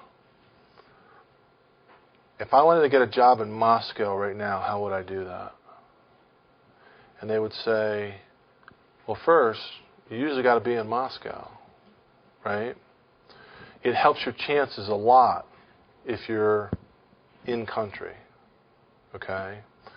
Unless you can land with some organization that, you know, does something where they send people overseas, which is much harder to do. And the second piece of it was, you know, do you think, I would always ask the question, do you think that they would land back in the States here like 2 weeks before our deadline was up? And I think, do you think it's really realistic that somebody can get a level of job that pays this in 2 weeks period of time? And they'd all say no. And so I would say, you know, we need to move them to the non-seeking category. We'll still continue to work with them, of course, but they have to be in marketplace to really do that. So I would say if you wanted to, like, what country are you interested in? Italy. Well, we have 280, I think, alumni clubs. We may have one in Italy. We do, Karen is telling me. Are you a Notre Dame alumnus? Okay. First thing I would do is contact the Karen Conway right over there in the back. I'm just kidding. I would contact the Notre Dame Alumni Club in Italy and find out who the contact is, reach out to that person, say, are there people that I can network with? I'd like to talk with people about potentially moving to Italy in such and such an area, and I want to work in social services. So, okay. Can we keep moving here? Good with the questions, though. I'm glad. Finally, you guys are waking up. You saw me almost sweat to death up here, and you finally felt sorry, huh? Okay. This is the golden question of networking. Okay? The golden question. My friend Nitin, the wine spitter-upper, I taught him this question. He works in for-profit area, so you have to bear with me on the example that I'm about to use. But he works for General Electric, one of the world's largest companies, 350,000 employees. Well, the chief financial officer of General Electric happens to be a Notre Dame grad, a guy by the name of Keith Sharon. And you can imagine Keith Sharon, where I think we have probably close to 1,000 domers that work in Notre Dame. You can imagine the requests that this poor guy gets every day. And a lot of times it's from young people. And they'll call him up and say, Keith, can I meet with you? Now, how many 30-minute blocks does he have to be spending with people that are 3 years out of college when he's trying to run a multi-billion-dollar organization? Not very many, but he's generous with his time. And my friend Nitin got a conversation with him, literally half an hour. And he had a series of questions that he was going to ask Keith Sharon. And he had them all written down. He had them all organized. You'd have to know Nitin, but he's very talented, very organized. And he was going through the questions. And it was very antiseptic. So he would ask a question, and Keith would give an answer. And he would ask a question, and Keith would give an answer. Okay? Very vanilla. And then Nitin asked him, would you mind telling me about the path that you took to where you are to get to where you are today? What jobs have you had? What skills did you take from those experiences that makes you the success that you are today? And he said it was like a watershed moment. Okay? No pun intended about my forehead. It was a watershed moment. Okay? And he said, Keith just completely let his hair down. And he told them about all the different jobs that he had had, all the way up throughout his career. Okay? Now, why will people answer that question? Anybody? Yeah. People like to talk about themselves. Yeah, probably, to some degree. Yes. They have a story to tell. And in some cases, they feel that their story can benefit others.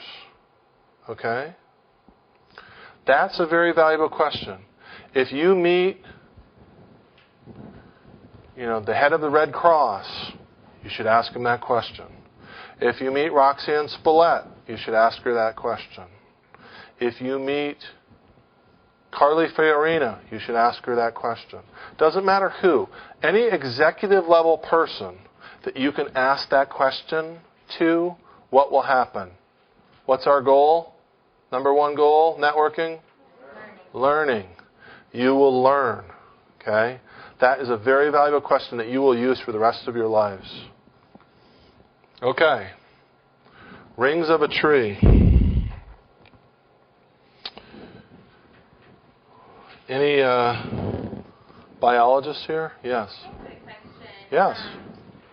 I can see how it'd be helpful to, network and talk to someone that's high up in an organization, but for a lot of the positions that I'd probably be qualified to are going to be lower on, the chain. At what level should you be trying to network? At multiple different levels? It's a great question. The question, for those of you that couldn't hear it, was, at what level should you be looking to network within an organization?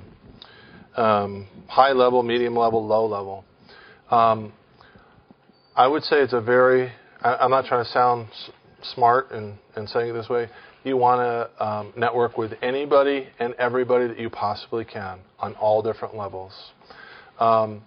If you get to people very high up in an organization, they will have a different perspective because they have a 40,000-foot view, okay? And that's good. They will also be able to make things happen.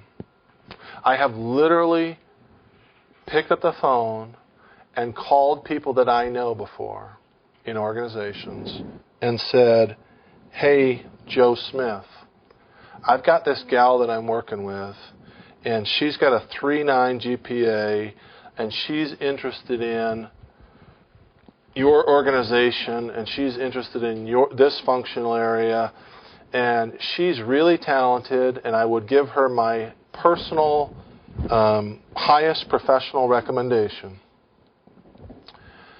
And she's having trouble finding an opportunity. Can you help her? If you don't want to get involved, that's fine. If you do and you can, that's great. No blood, no foul. And the person says, send me their information. And within 72 hours, they have an opportunity. Now, the point isn't to brag about the contacts that I have. The point isn't to brag about the power that a person in an organization has. The point is that people that are high up, they have an additional value that they can provide, and that value is that they have power and they can make things happen. Okay? Conversely, people on the lower end, you can learn a lot from them too. You can learn a lot from people on the low end. You can learn a lot.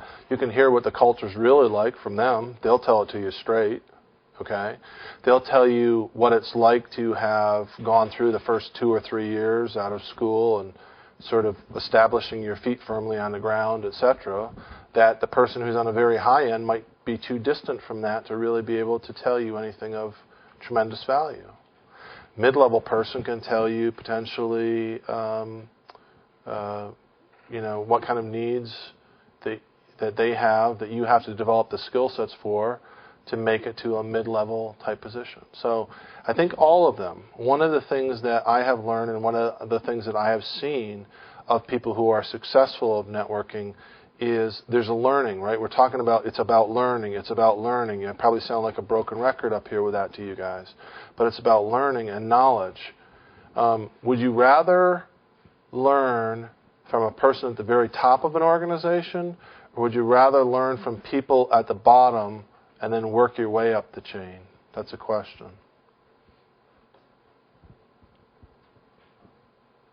Huh? Anybody? I take both options. Okay, well, the easier path is to do it from the bottom. Because it's just like anything else. I'm going to use a business example here. But if you run a business and you have a distribution network and you have, if you were to chart these, you had a bunch of different, let's say, wholesalers. And these represented percentage of your business, okay? And you had a whole bunch of these little guys. And then you had one that represented like 40% of your business and one that represented 50% of your business. And you wanted to roll out a new product, a new program, a new whatever. What's the pathway that you should do that? You start right here with the little guys and you work your way up. Because what happens is they're going to ask you questions and you're going to make mistakes. Okay? And you're going to learn from that experience. And if you screw something up and it's over here and this thing represents 0.5 of 1% of your business, big deal. If you go here up front and you screw it up and it's 50% of your business, now you really got a problem. Okay? So the same process of learning, to your question, from the lower level people to the intermediate level people, learning about the organization, the culture, who they're serving, how they're serving it, the sector, whatever it might be. The more knowledge you can build up to a time where you get to that person, the better impression you're going to make. Okay? So it's almost better to learn before you get to the big guys and gals than starting at the top. There's more, it's a risk, it's hedging of risk is really what it is. So I think a lot of good questions at the break. If I could, I will just touch on a couple of them quickly, just to share the knowledge, if we will. One person asked about working with personal coaches and headhunters and that kind of thing. And my view on them is, my personal view on them is, that's fine. If you want to get your resume to some headhunters and that kind of thing, that's perfectly great. But the thing that you have to realize is it's a bit counterintuitive. There are people that work in that industry, and when you work with them, you walk in and they say to you, "Oh, you're so great, you're so great. My God, we can place you all day long. You're so great." And they're just stroking you the whole time. Okay? And what you have to realize is, well, they're stroking 15 other people for the same job. It's like having a horse race, and they have 15 horses in the race. They don't care who wins the race, just as long as it's one of their horses. Okay? And what happens is, when somebody comes to you and says, "You're so great, we can place you all day long," what do you naturally do? You let down. I don't need to be engaged in this. Remember before I talked about being an active participant in your rescue if you fall into the water? If you let down, somebody else is going to rescue you, right? That's the mentality. You let down on your effort. You let down on what you're engaged in. Okay? What were some of the other questions? I forget now. I'm sorry. Where were the ladies that were? The networking event? Yeah, networking event. There was a great question about networking events.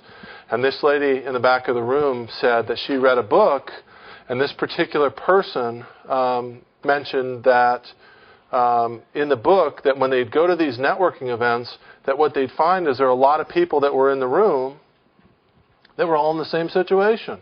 They're all there. They didn't have any jobs. That's why they were at the networking event. And sometimes you can go to the networking event, and there's a lot more people in the room without jobs than there are with jobs, or certainly with jobs to give. Okay? So it's about, what I was talking before about being on the couch during the computer in my boxers because it's about efficiency for me. It's that same sort of mindset. I'm going to go to this networking event and I'll meet 50 people there. Look how efficient that is for me. Well, everybody else has the same idea. Okay? And a lot of times you're not going to meet 50 people there because the people that are going to show up are in the same situation. You're much better off going out and having 50 individual meetings where it's you, one-on-one, face-to-face, alone with another person. Okay? A couple really good questions from your... Yes? I have one more. No, that's all right. You mentioned that you sent an email or something like that to one of your students. Yes. And then we also talked about how to do an email where you're just, "Hey, so about you," and Can I meet with you? Right. Right. Which approach would you recommend? I mean, does it mean more you when you get it from one person, or versus me just emailing you randomly? It's a great question. The question is, does it mean more to you when I receive something from somebody that I know, sort of in a referral sense, versus just an individual? For me personally, I would accept it from either one. Okay, because I'm just sort of a curious person, and I'm a people person. Even though I'm sweating like crazy, I'm a people person. And I like to meet people. I like to get to know people. I like to build a network. So for me personally, I would do it either way.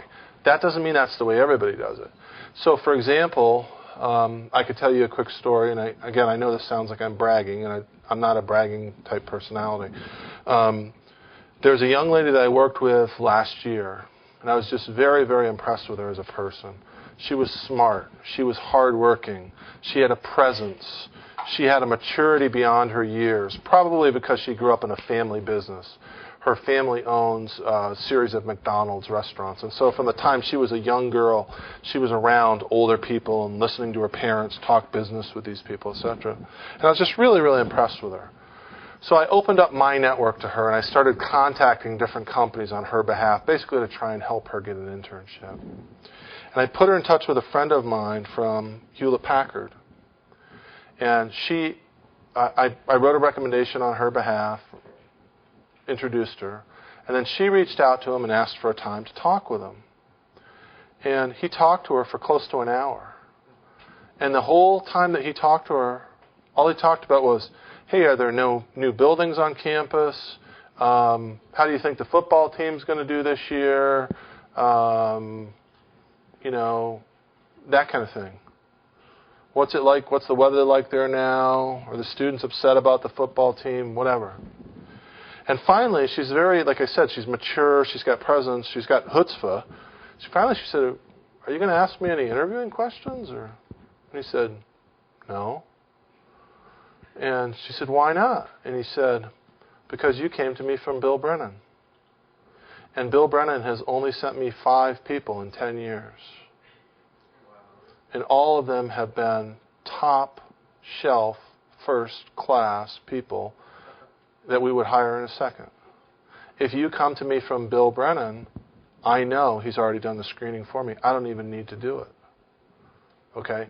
He's got a level of trust in me and my judgment towards these people. Now, this is not, I don't tell you that story to brag about myself.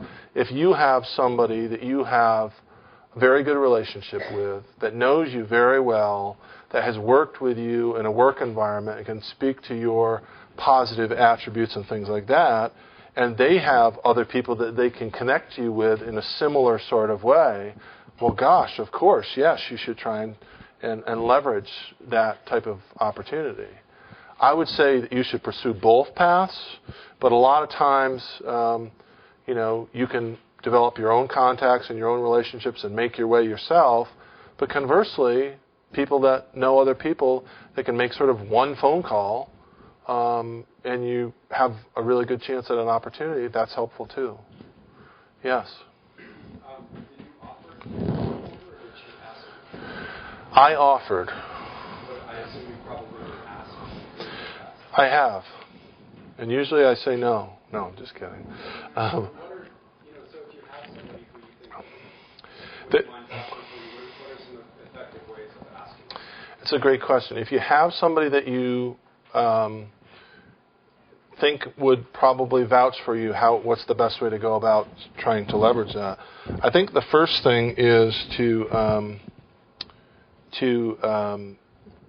just sort of directly ask that person. I'll give you another example as an answer to your question. I pick up the phone and I call the president of a division of a major company in this country last year. And I said, I got this guy that I'm working with, and he's fantastic. He's really smart. He's really hardworking. He's really mature. He's really talented, worldly, lived in different parts of the world.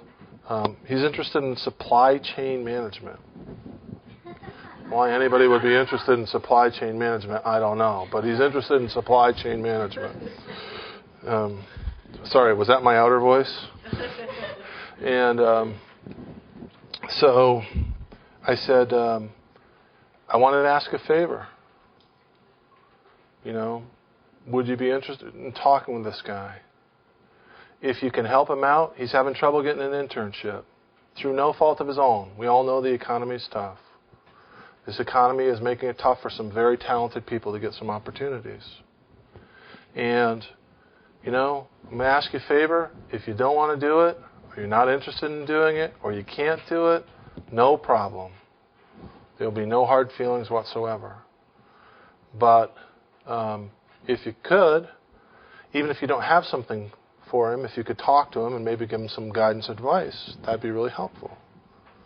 And he had an internship 72 hours later. Now, the point there is you have to sort of let your hair down, right?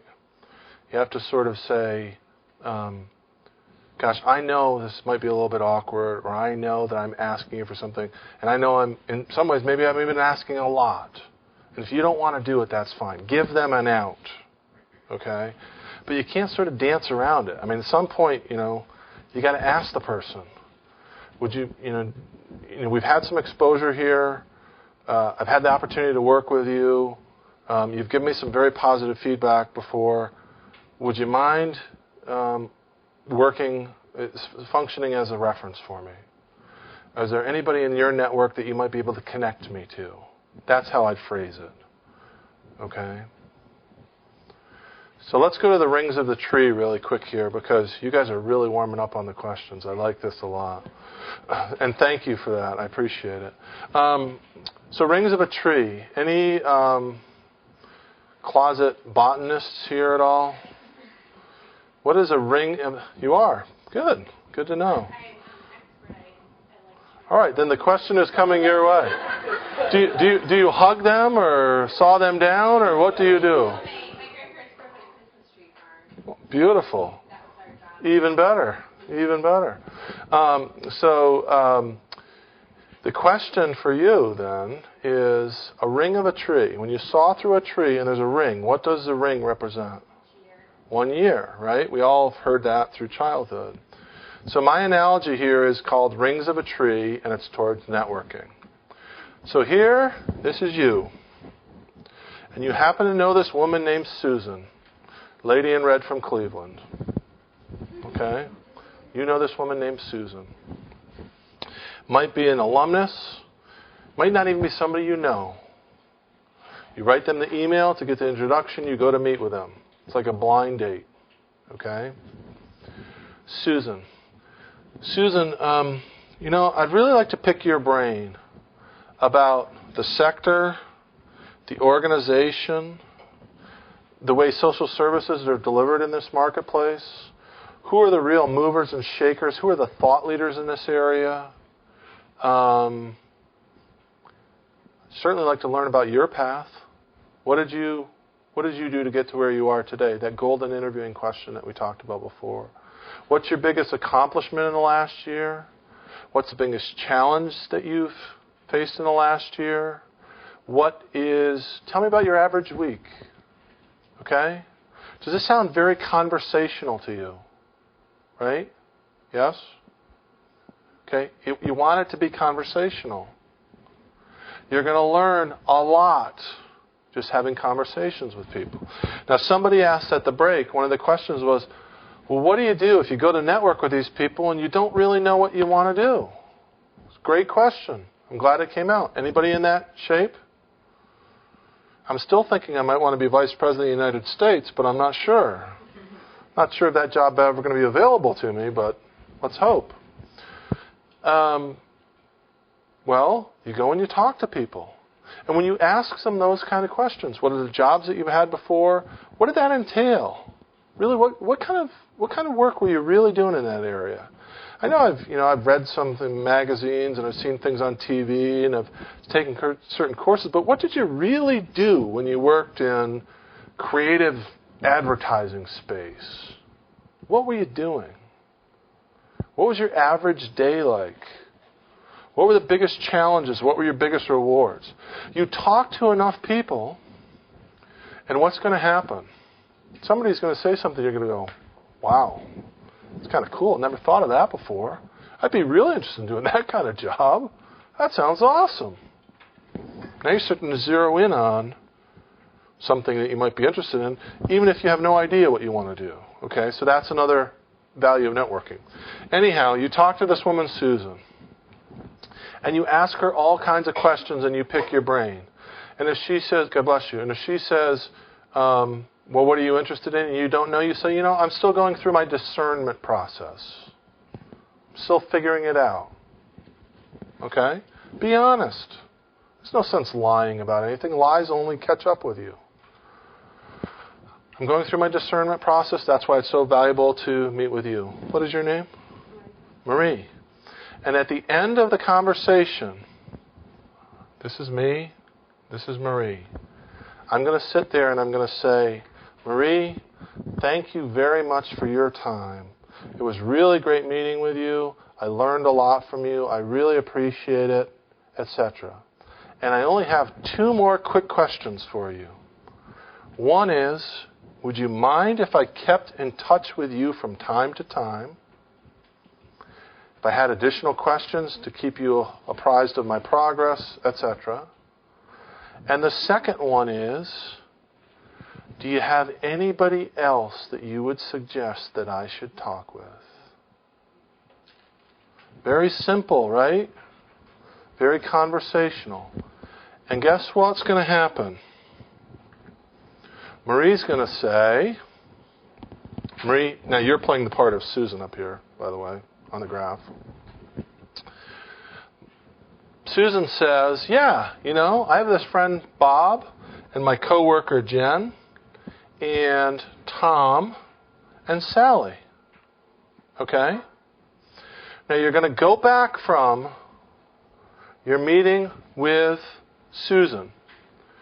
And the first thing you want to do is write her a handwritten thank you note. Get yourself a bunch of little cards. Okay? Just write it out. Thank you very much. Really appreciate you taking the time to meet with me. Really learned a lot from you. Would love to stay in touch. Be talking to you soon. Bill. Handwritten. Why? Because they're personal, because they're special, because nobody does them anymore. Everybody sends email. Big deal. I get 100 emails a day. How many cards do I get a day? Stand out.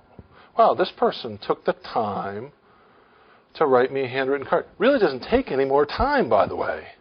But it's perceived as taking more time and more effort. All right? Now, when you write that, I'll get to you in just a second. I see your hand. I'm sorry. When you write that handwritten thank you note to Susan, okay, we're talking about impression management. Impression management. I went and I met with Marie, and she had an impression of me there when I sat across from her. Okay?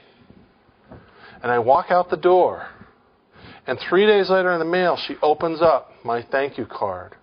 That's another impression. Wow.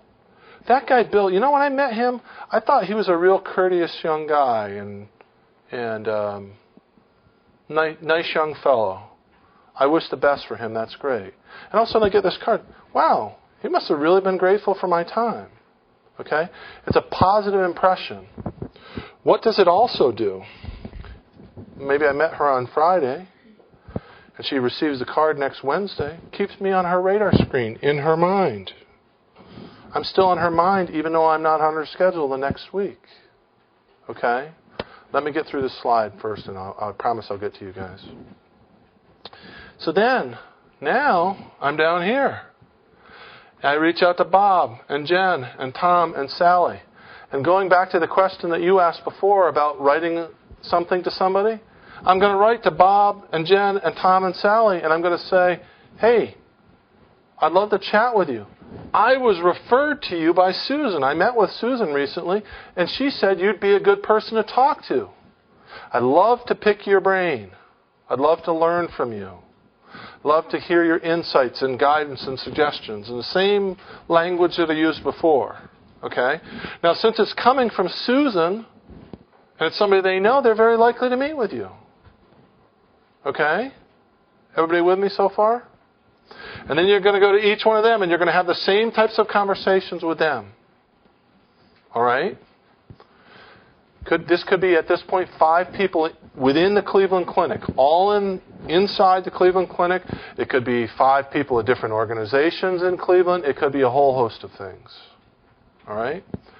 After those meetings, I'm going to write a personal thank you note to Bob, same way I did before. Personal thank you note to Jen, same way I did with Susan. Personal thank you note I did with Tom. And personal thank you note to Sally. And I'm going to ask them the same 2 questions again. Would you mind if I stayed in touch with you? And who else would you suggest that I should talk to? And they're going to give me people. And sometimes you'll hear this, rejected. No, sorry, I don't know of anybody. Right? That's what those mean, by the way. The audio effects are my own. Okay? But you see how in a very short period of time, you can meet a whole bunch of people. Now, I talked before about right here, writing a thank you note to Susan. Now I'm down on this level, and I've got another line here that says a thank you note to Susan. After I meet with Bob, I write a thank you note to Susan. Concurrently, I write a thank you note to Bob, and I write a thank you note to Susan about having me referred me to Bob. Okay? Now I'm writing Susan again, and I'm saying, Susan, I just want to let you know, I just had a chance to meet with Bob. Thanks very much for that referral. It was a great idea. Great guy. Really learned a lot from him. Had some excellent suggestions. Wonderful referral. Thank you very much. Now, when I wrote Susan my first thank you note, what did it say? Wow, this guy, Bill Brennan, not only is he well-dressed and sweaty, but he's a very courteous young guy. When I write her the second thank you note, what does it say? Huh? It says it's me again, but it says, wow, this guy's a little different. Look, he follows through. He follows through. It creates another positive impression for you. Okay? It also says it's me again. Now, this is like, you get the idea now. We're just going to keep going down through here, okay? And you do it layer after layer, and that's where you get to the rings of the tree, different layers that you get down through there. Potentially get like 36 centimeters, or she only get one level down? She gets one level down. Okay. One level down. And then Bob and then Bob gets these people. And Jen gets these people. But that's a good question. You want to, the idea here is, anybody ever seen a picture of a lobster? Everybody, right? They have the little feelers out. Okay? These people are going about their day. Everybody's going to be going about their day. And they are going to be going about their week. And they are going to be tied up with family work and life work and networking, and they're going to be going to breakfast meetings, lunch meetings, dinner meetings, drinks after work, all the things that I was talking about before, right? And because it's natural, they have to do that. You've got to have a network. Any good person in either industry or the nonprofit sector. Roxanne Spillette, I know her personally. She has a Rolodex the size of this room at the Boys and Girls Club of America, okay? Any good person, any leader is going to have a huge Rolodex. Dean Carolyn Wu, who you're going to meet, you can't believe the Rolodex this woman has. They have busy lives. It's like being a lobster with the tentacles out. The tentacles are for feeling, right? So they're going to their breakfast meetings. They're going to their lunch meetings. They're going to their dinner meetings. And someday they're going to be at a meeting with somebody, and they're going to say, hey, what's going on with you? I haven't seen you in a while. What's going on in your organization? And they're going to say, we're actually in a growth phase right now, and we're looking to hire new people. And actually what some of them will say sometimes is, and this is really challenging because it's tough to get good people in an organization. And as I said earlier, that's a real asset to your organization.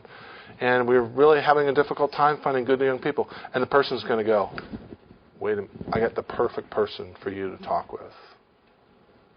Okay? I got the perfect person for you to talk with. Now I'm talking about keeping yourself on this person's radar screen by sending them letters thereafter, by having what I refer to as touch points thereafter. Hey, I'm still here. I'm still here. Okay? We're going to go into how to do that in a minute. It's all about casting this really wide net for all the stuff that's floating through for you to be able to grab some of it and turn it into one opportunity. Does everybody follow this really messy slide? Does it make sense? Okay. Question. Wait, hold on. Ladies first. She was first. You're second. You're third. Okay, go ahead. With the question, I was in a different situation with the person who said, no, you don't. Like, is that a crazy thing to have? Like, I am going to be I mean, is that what I'm doing? Yeah, if yeah, I think it's a great question about keeping in touch with a person. I think that if a person says no, you didn't make a very good impression, right? And that's probably not very likely to happen. I don't know of anybody that I've ever known that has said, no, you can't keep in touch with me from time to time. I have known several examples of saying, no, I can't think of anybody to refer you to. That can happen fairly frequently, maybe 20% of the time. Okay. I think the other thing, too, is, back to Marie. I like to be an equal opportunity abuser over here. Back to Marie. You have to have touch points where you want to reach out and touch somebody where you're not saying, hey, can you help me? Hey, can you help me? Hey, can you help me? Hey, can you give me a job? Okay? You have to have touch points that are more neutral. If the idea is, again, to keep yourself on somebody's radar screen, then you want to do that in such a way where you're not always asking for something. And one of the things we're going to go through in a few seconds here is some of the techniques that you can use to do that. Okay? Lady from Cleveland. Don't you like, have you been tagged with that? Oh, yeah. I'm afraid you're going to talk to her. I have ESP. And ESPN at home, too, so it's like the whole package. This may just be way too detail-oriented, and I don't usually think of myself as a detail person, but if you're going out, you're asking somebody, can I meet with you at a time that you're choosing, for half an hour? If they meet with you, and let's say you go out for coffee, are you, yes. Who pays? Will you pay? Who pays? Yeah. It's a very common question. It's nothing to worry about. I would say that the way you should prepare is to pay. Okay? Most likely you will not end up paying. But go there with a mindset that you will pay for the coffee. And so with that in mind, on a limited budget, you might be better off going out to a coffee house than a place for lunch. Or you might be better out going to Chipotle than some other kind of restaurant for lunch. Yeah, you do, and that's partly why they'll end up paying. That's how it usually happens. Is it to pay for you too? Yes. Okay.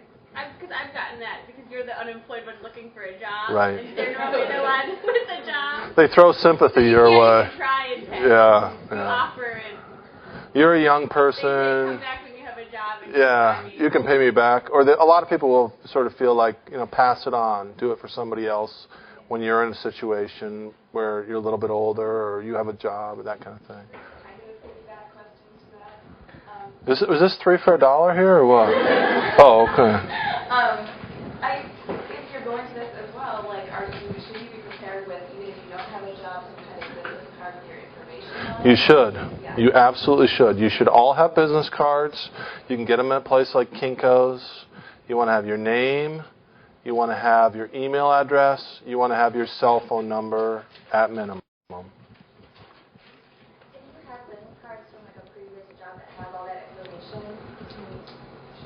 You're the one that's always looking to save costs, aren't you? I'm just kidding. That's not a bad thing. That's not a bad thing. You need to point out to the people when you give them the card, you're no longer with that organization, but the rest of the information is accurate. Yeah. No, I was just teasing you.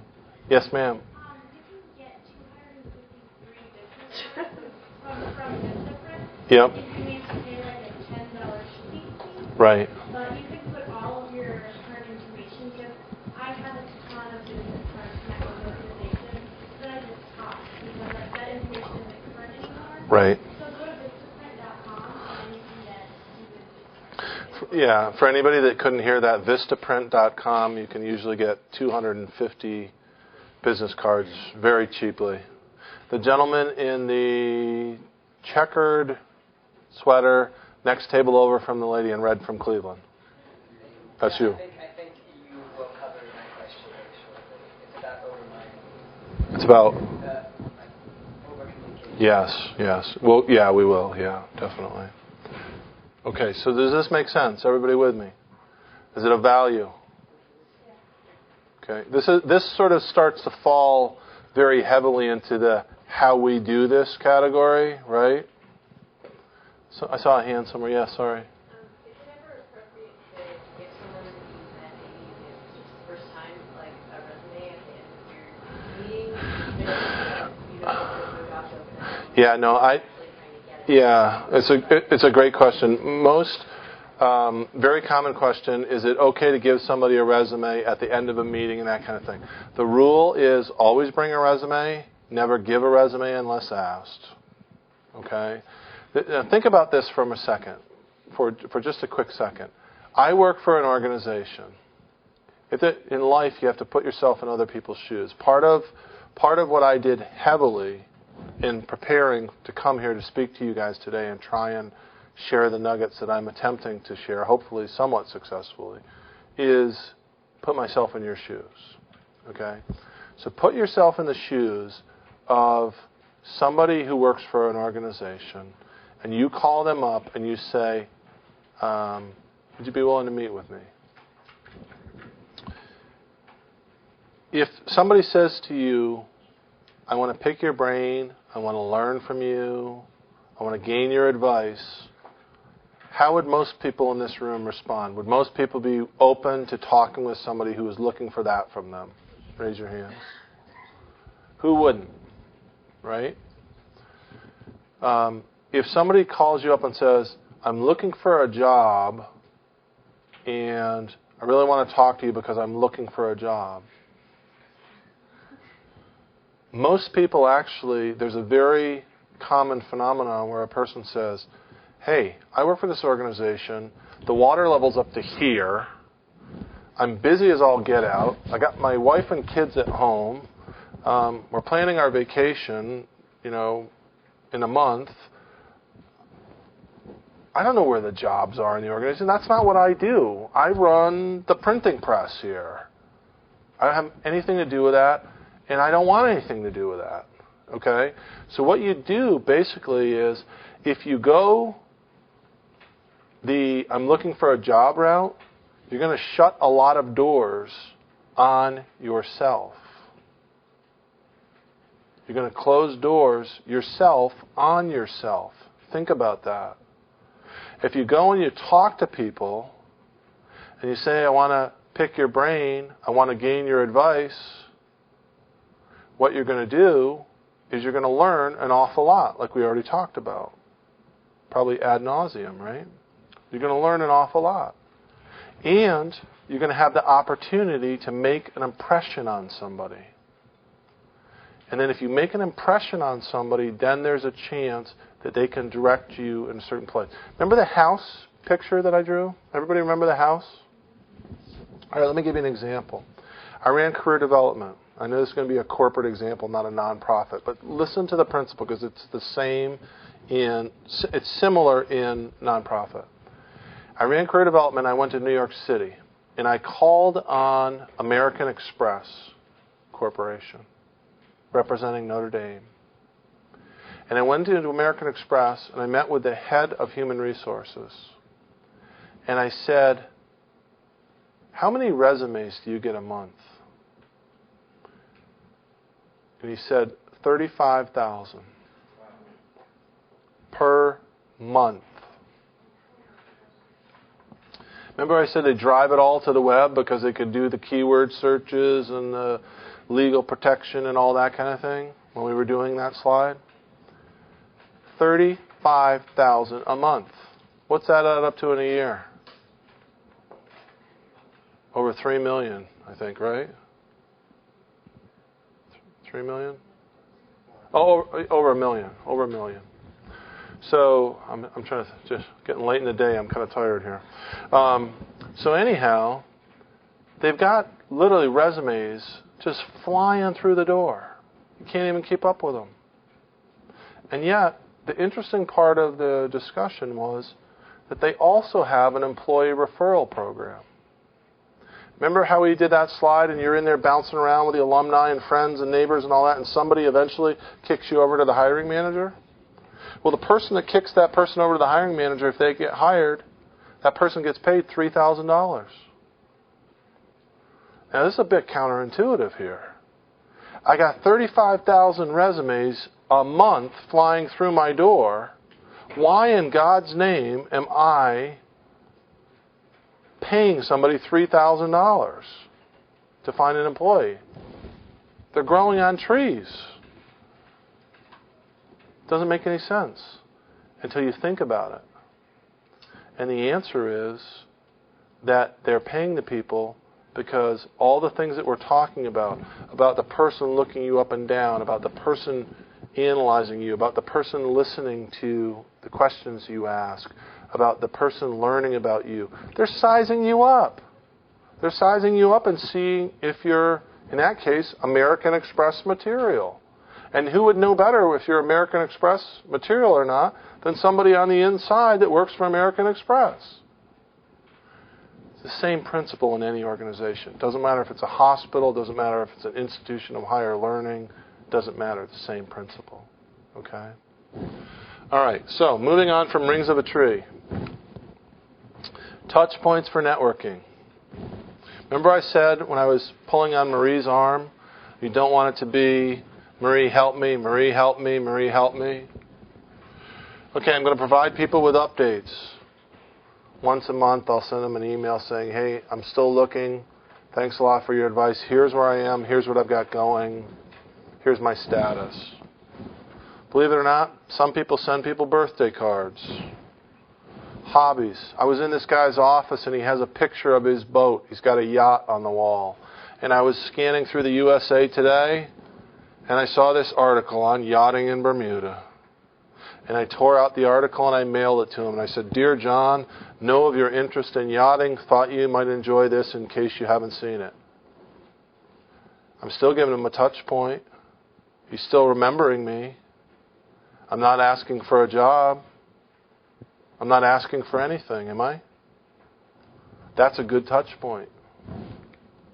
Postcards. I'm down here in New Orleans visiting my sister who's in law school at Tulane.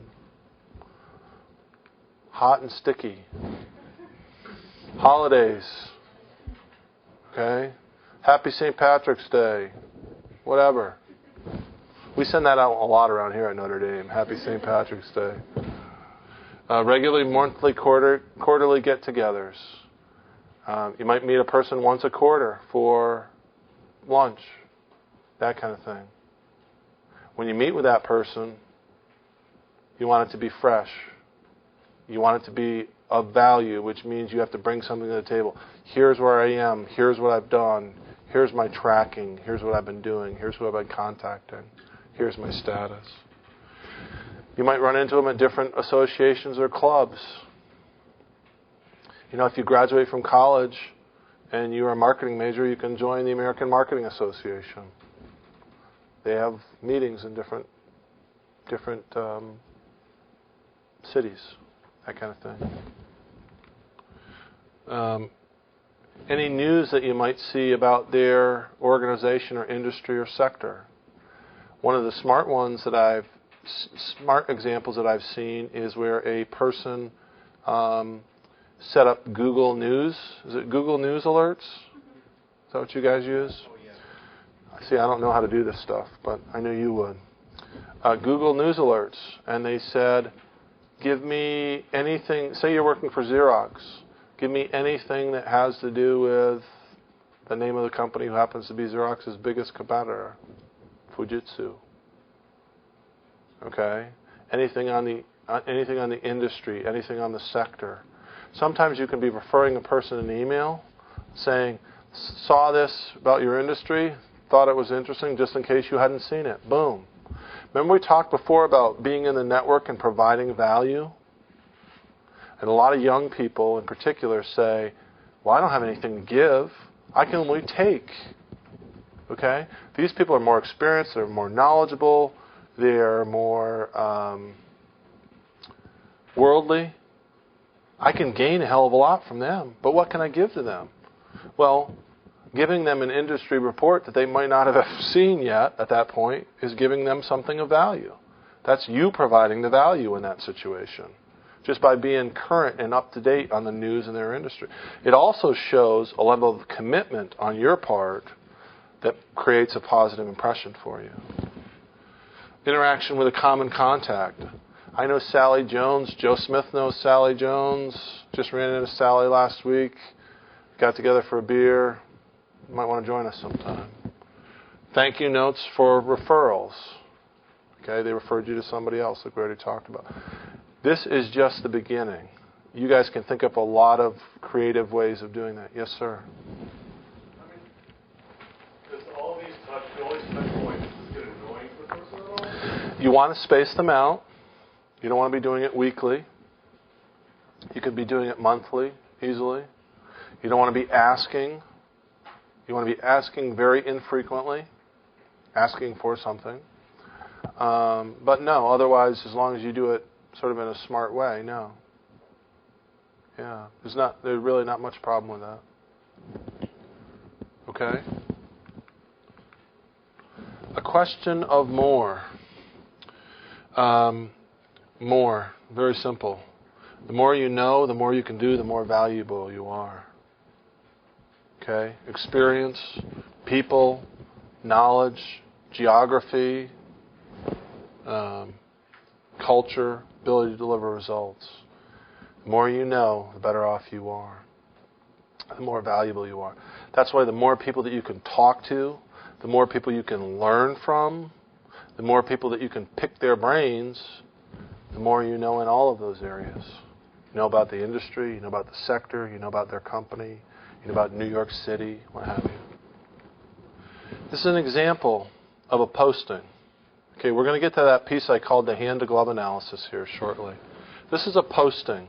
And this actually might be a posting that some of you might be interested in. To be honest, I don't like postings. I think they suck. Okay? I really do. I do not like them as a written form of expression.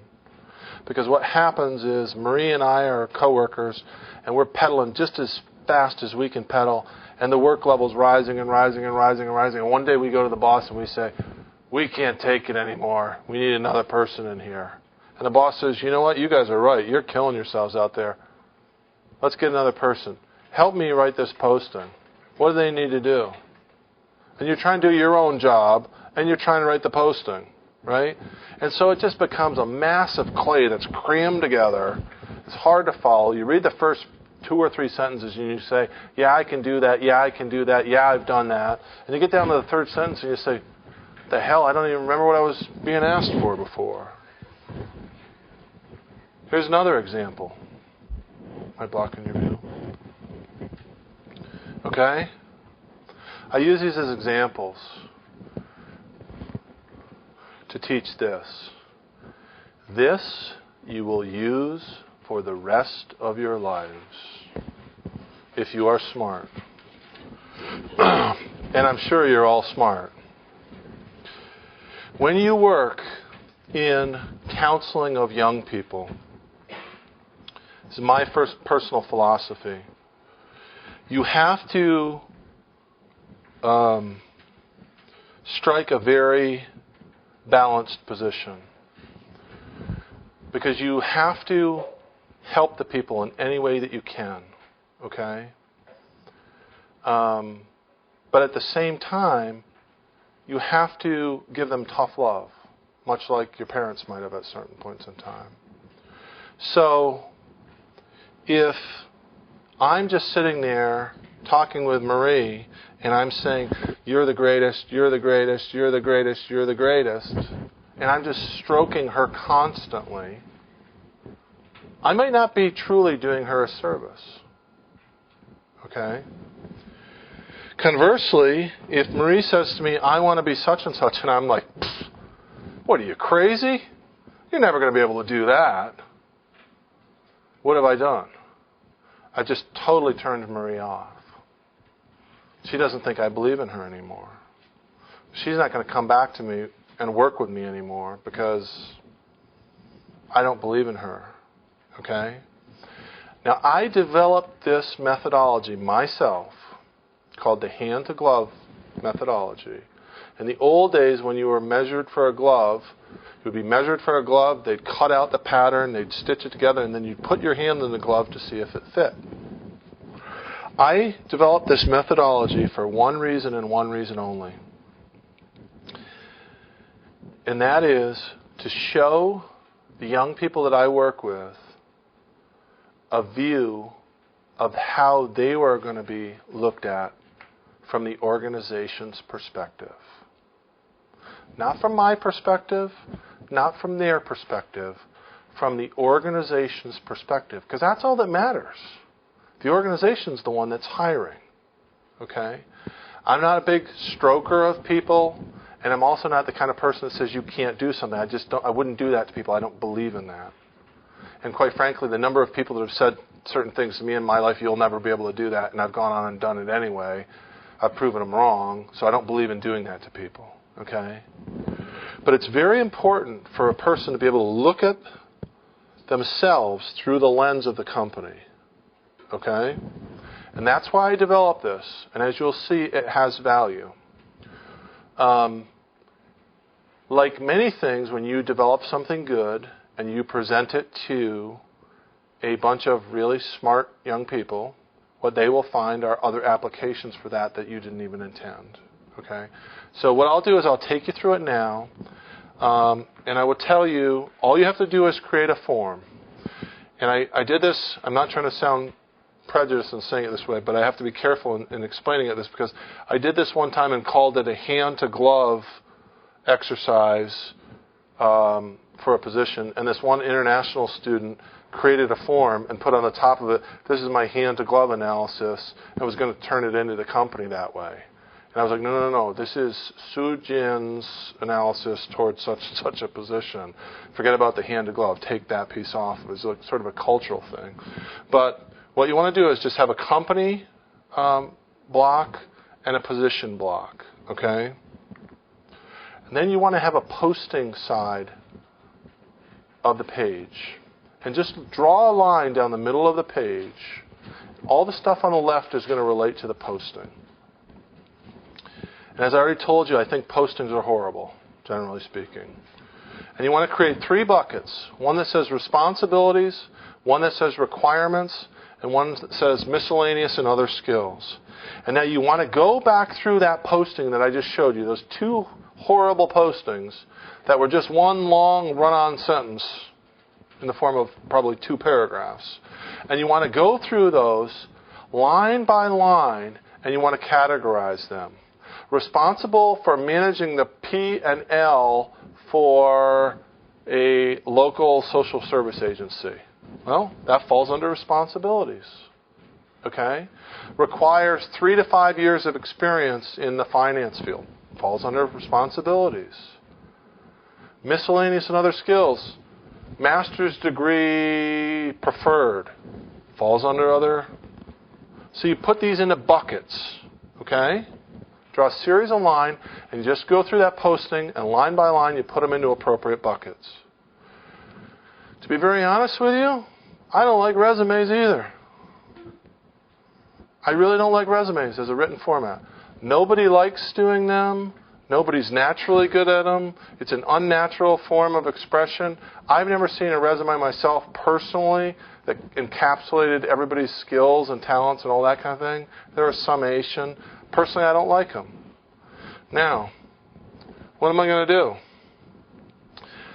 Here's a series of lines that contain the line-by-line items of the posting. On this side of the page, you're going to answer this as a question. Okay? Whatever they're putting right here, you're going to answer it as a question. And as I'm describing this, I'm going to say yes and no. Yes, yes, no, no, no. But what really is there is yes, dash, done this at such and such a place. Yes, dash, took these 5 courses. Yes, dash. And it's what comes after the dash that's really important. So as I'm describing that, just keep this in mind. Okay? And then you're going to go through and you're going to answer every single one of these line items individually as a question over here. Okay?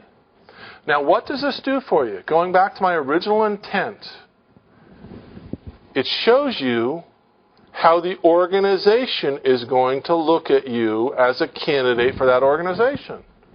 If you go back down through there and it says yes, yes, yes, yes, yes, yes, yes, no, yes, yes, yes, yes, yes, you're going to say, dang it, I'm a pretty good fit for this kind of job.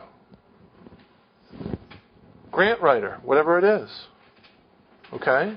Conversely, if it says no, no, no, no, no, yes, no, no, no, no, no, you'd say, hey, I'd still like to do this job. I'm not giving up on this job, but I better throw some bait in the water elsewhere and not bet too much on that coming through, because the way the company or the organization are going to look at me is this might be tough sledding. Okay? Does that make sense? Thinking about writing a question. So if it says here, manage the P&L for the organization, you want to answer it as a question. Yes, I've done that, or no, I haven't done that, and then where? You see what I mean? Does everybody else understand that? Yes. So you'd be saying, like, requirements, BA, Right. On the left. do I have this BA? Yes. Yes, you say yes, BA from Seton Hall University, 1997, whatever. Making you sound old, sorry. Okay, so what does this do for you? Number one, it shows you how the company is going to view you from the company or organization's perspective. Number two, it shows you where your holes are. Wherever it says no on that page, you better think about how you're going to address that. Okay? You don't want to have that deer in the headlights look if they raise that to you. Number three, it helps organize your thoughts towards this position. And number four, students have used this in really interesting ways. Some have put it on the table with them in an interview and used it as a reference guide. Make sure I want to talk about this. Some have gone on the interview, come back from the interview, and mailed it in as an example of their great fit, reminder of their great fit for the position with their thank you letters. Some have submitted this in addition to their resume. Think about it for a second. You're sitting there, you're working for an organization. You've got 200 resumes that land on your desk. You got to read through each one in prose format with bullet points, and you got to find, well, do they have experience in this? Do they have experience in that? If somebody presents it to you in this format, I think I lost the pointer. If somebody presents it to you in this format, it's a format that's very easy for you to digest, right? It's very easy for you to see very quickly, this person is a good fit for this job. Now, in addition to that, hold on one second, sorry. In addition to that, we were talking before about networking. And we were talking before about talking with all kinds of different people. Anybody in this room that wants to work in social service sector and wants to work for United Way, Boy Scouts, Girl Scouts, Boys and Girls Clubs, name a couple others, guys. Anybody? 4-H, any of those organizations. And you want to be a president, you want to be executive director level. Well, you're at a certain skill level now. What can this help you do going forward proactively? Anybody that you talk to that's at an executive level, and you go and you pick their brain and you say, tell me about the path that you took to get to where you are today. And you took this job and you developed these skills from it. And then you took this job and you developed these skills from it. And then you had this experience and it catapulted you into a different stratosphere, et cetera, et cetera. When you go back from those meetings, you should write down everything they say. Met with Bob Smith, met with Sally Jones, and they said this, and they said that, and they said this, and they said that. And what you're going to see over time is you're going to find common themes of people at a certain level of job. Okay? Everybody with me? What are you really doing when you do that? You're filling out this side of the page for yourself for a job in the future. In order for me to get to be an executive director, I know I need to have 5 years of experience in this and 10 years of experience in this. You'll find what the commonalities are. Okay? And then you can be strategic about how you chart your path going there. I'm taking this job right now, and I can check off this one right here. Yep, now I got that experience. And 2 years from now, I go after another position, and you know what? I don't have most of these, but I'll pick off these two if I take that one.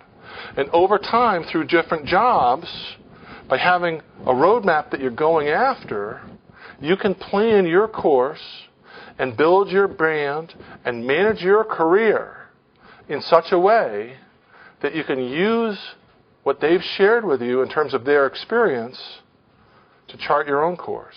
Now, does that mean you're going to follow stepping stone for stepping stone exactly the same jobs that they've taken? Absolutely not. But it's about skill levels and it's about skill sets. Okay? And this is one of the ways that you can chart your way to get there. Yes? I was just going to ask if this could also be used to cover letters. It, you know... Yourself up for pertinent things about the business. I believe it's a great question. It's regarding cover letters. I believe personally in a cover letter format that's sort of like this. Short paragraph introducing yourself. Intermediate size paragraph stating your interest in the position. Okay?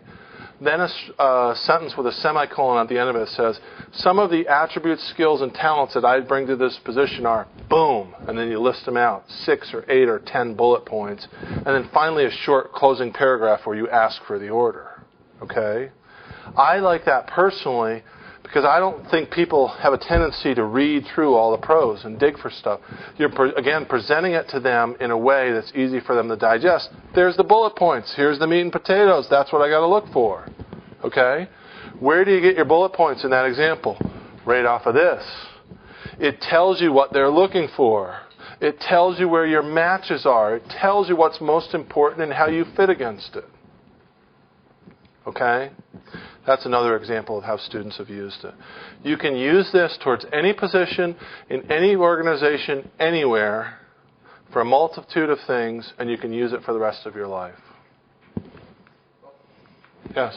You check off most of them. It kind of sets the phrase for follow protocol.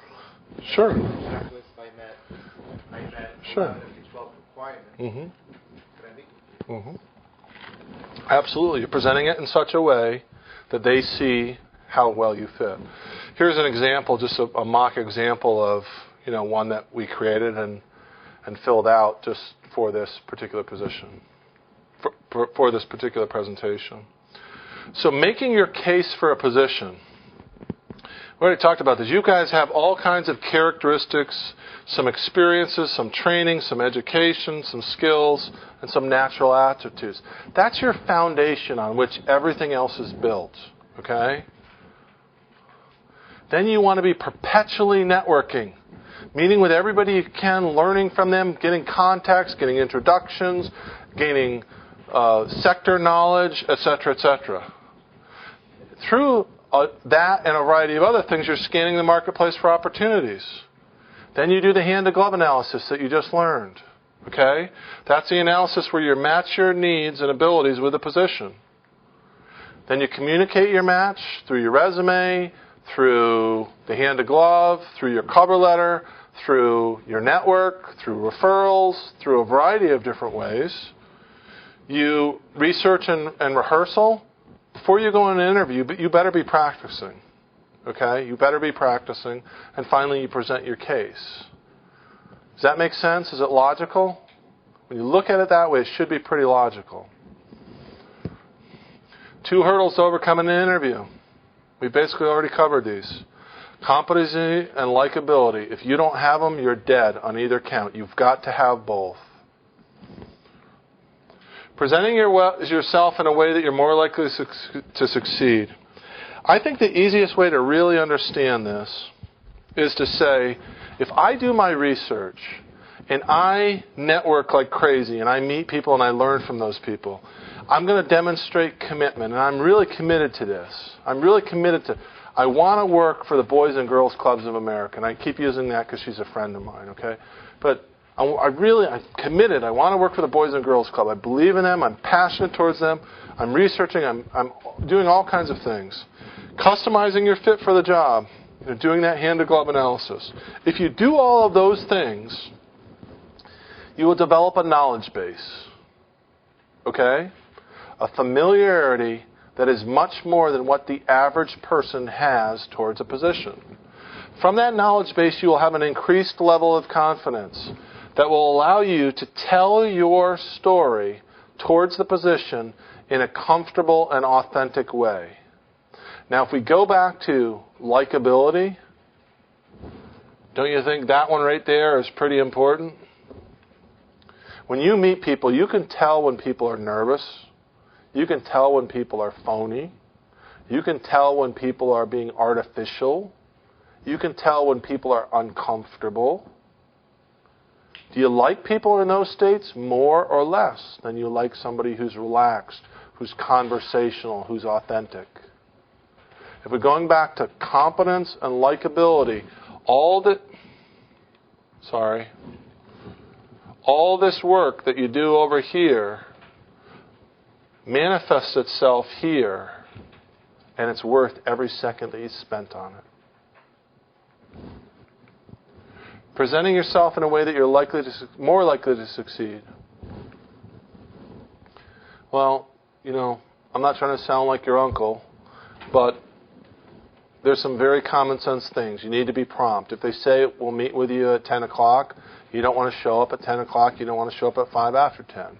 You want to be there, 10 minutes early. You've got to be prompt. You have to be professionally dressed. I don't care what kind of environment it is. Even if the people on the inside aren't dressed really well, you dress a little bit above them. When you're on the outside trying to make your way in, always remember that. Okay? You have to be prepared, doing all the things that we're talking about, researching, networking, all that. You have to be enthusiastic, but it's got to be balanced. You can't just be the panting dog. Oh, yeah, everything is great. Everything is great. Everything is great. People are going to see through that. It's artificial. It's phony. Okay? Enthusiastic, but balanced. Interested. You can't come across as if you're doing them a favor to meet with them. You've got to be interested. You have to be prepared. You have to be confident. And you have to be a good listener.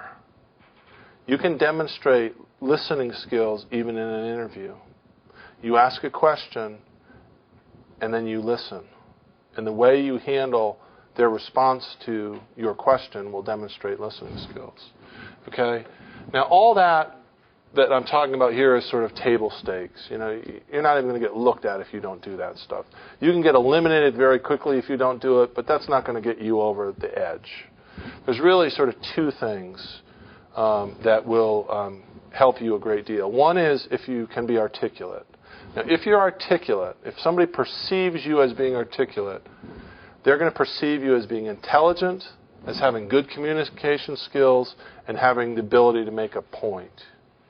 Most organizations need people who can think, who can make points, who can lead other people towards a certain solution by articulating that vision, etc. Okay? So being an articulate person is really very important. Most people are articulate or can be articulate with a little bit of practice in preparation for an interview, so I don't think that's something really to worry about, but it's something to work on and prepare. Okay? The other thing is you want your intelligence to come across. If you're intelligent, any organization is going to look at you for basically three things.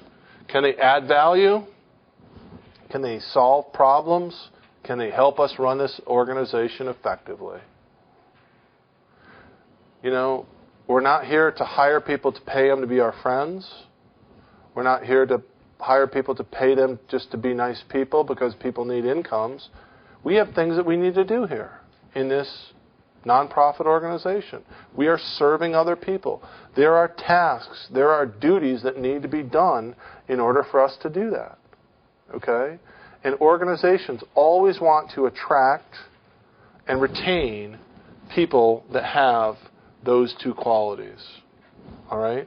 So if you can think about, as you're preparing for your interview, how you can work on coming across as intelligent and articulate and demonstrate that you have those capabilities, that will help you a lot.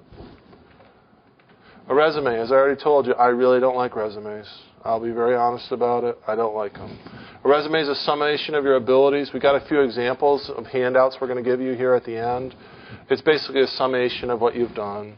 Communicate your skills. It's specific and measurable. You don't want it to exaggerate. Anybody here ever hear of George O'Leary?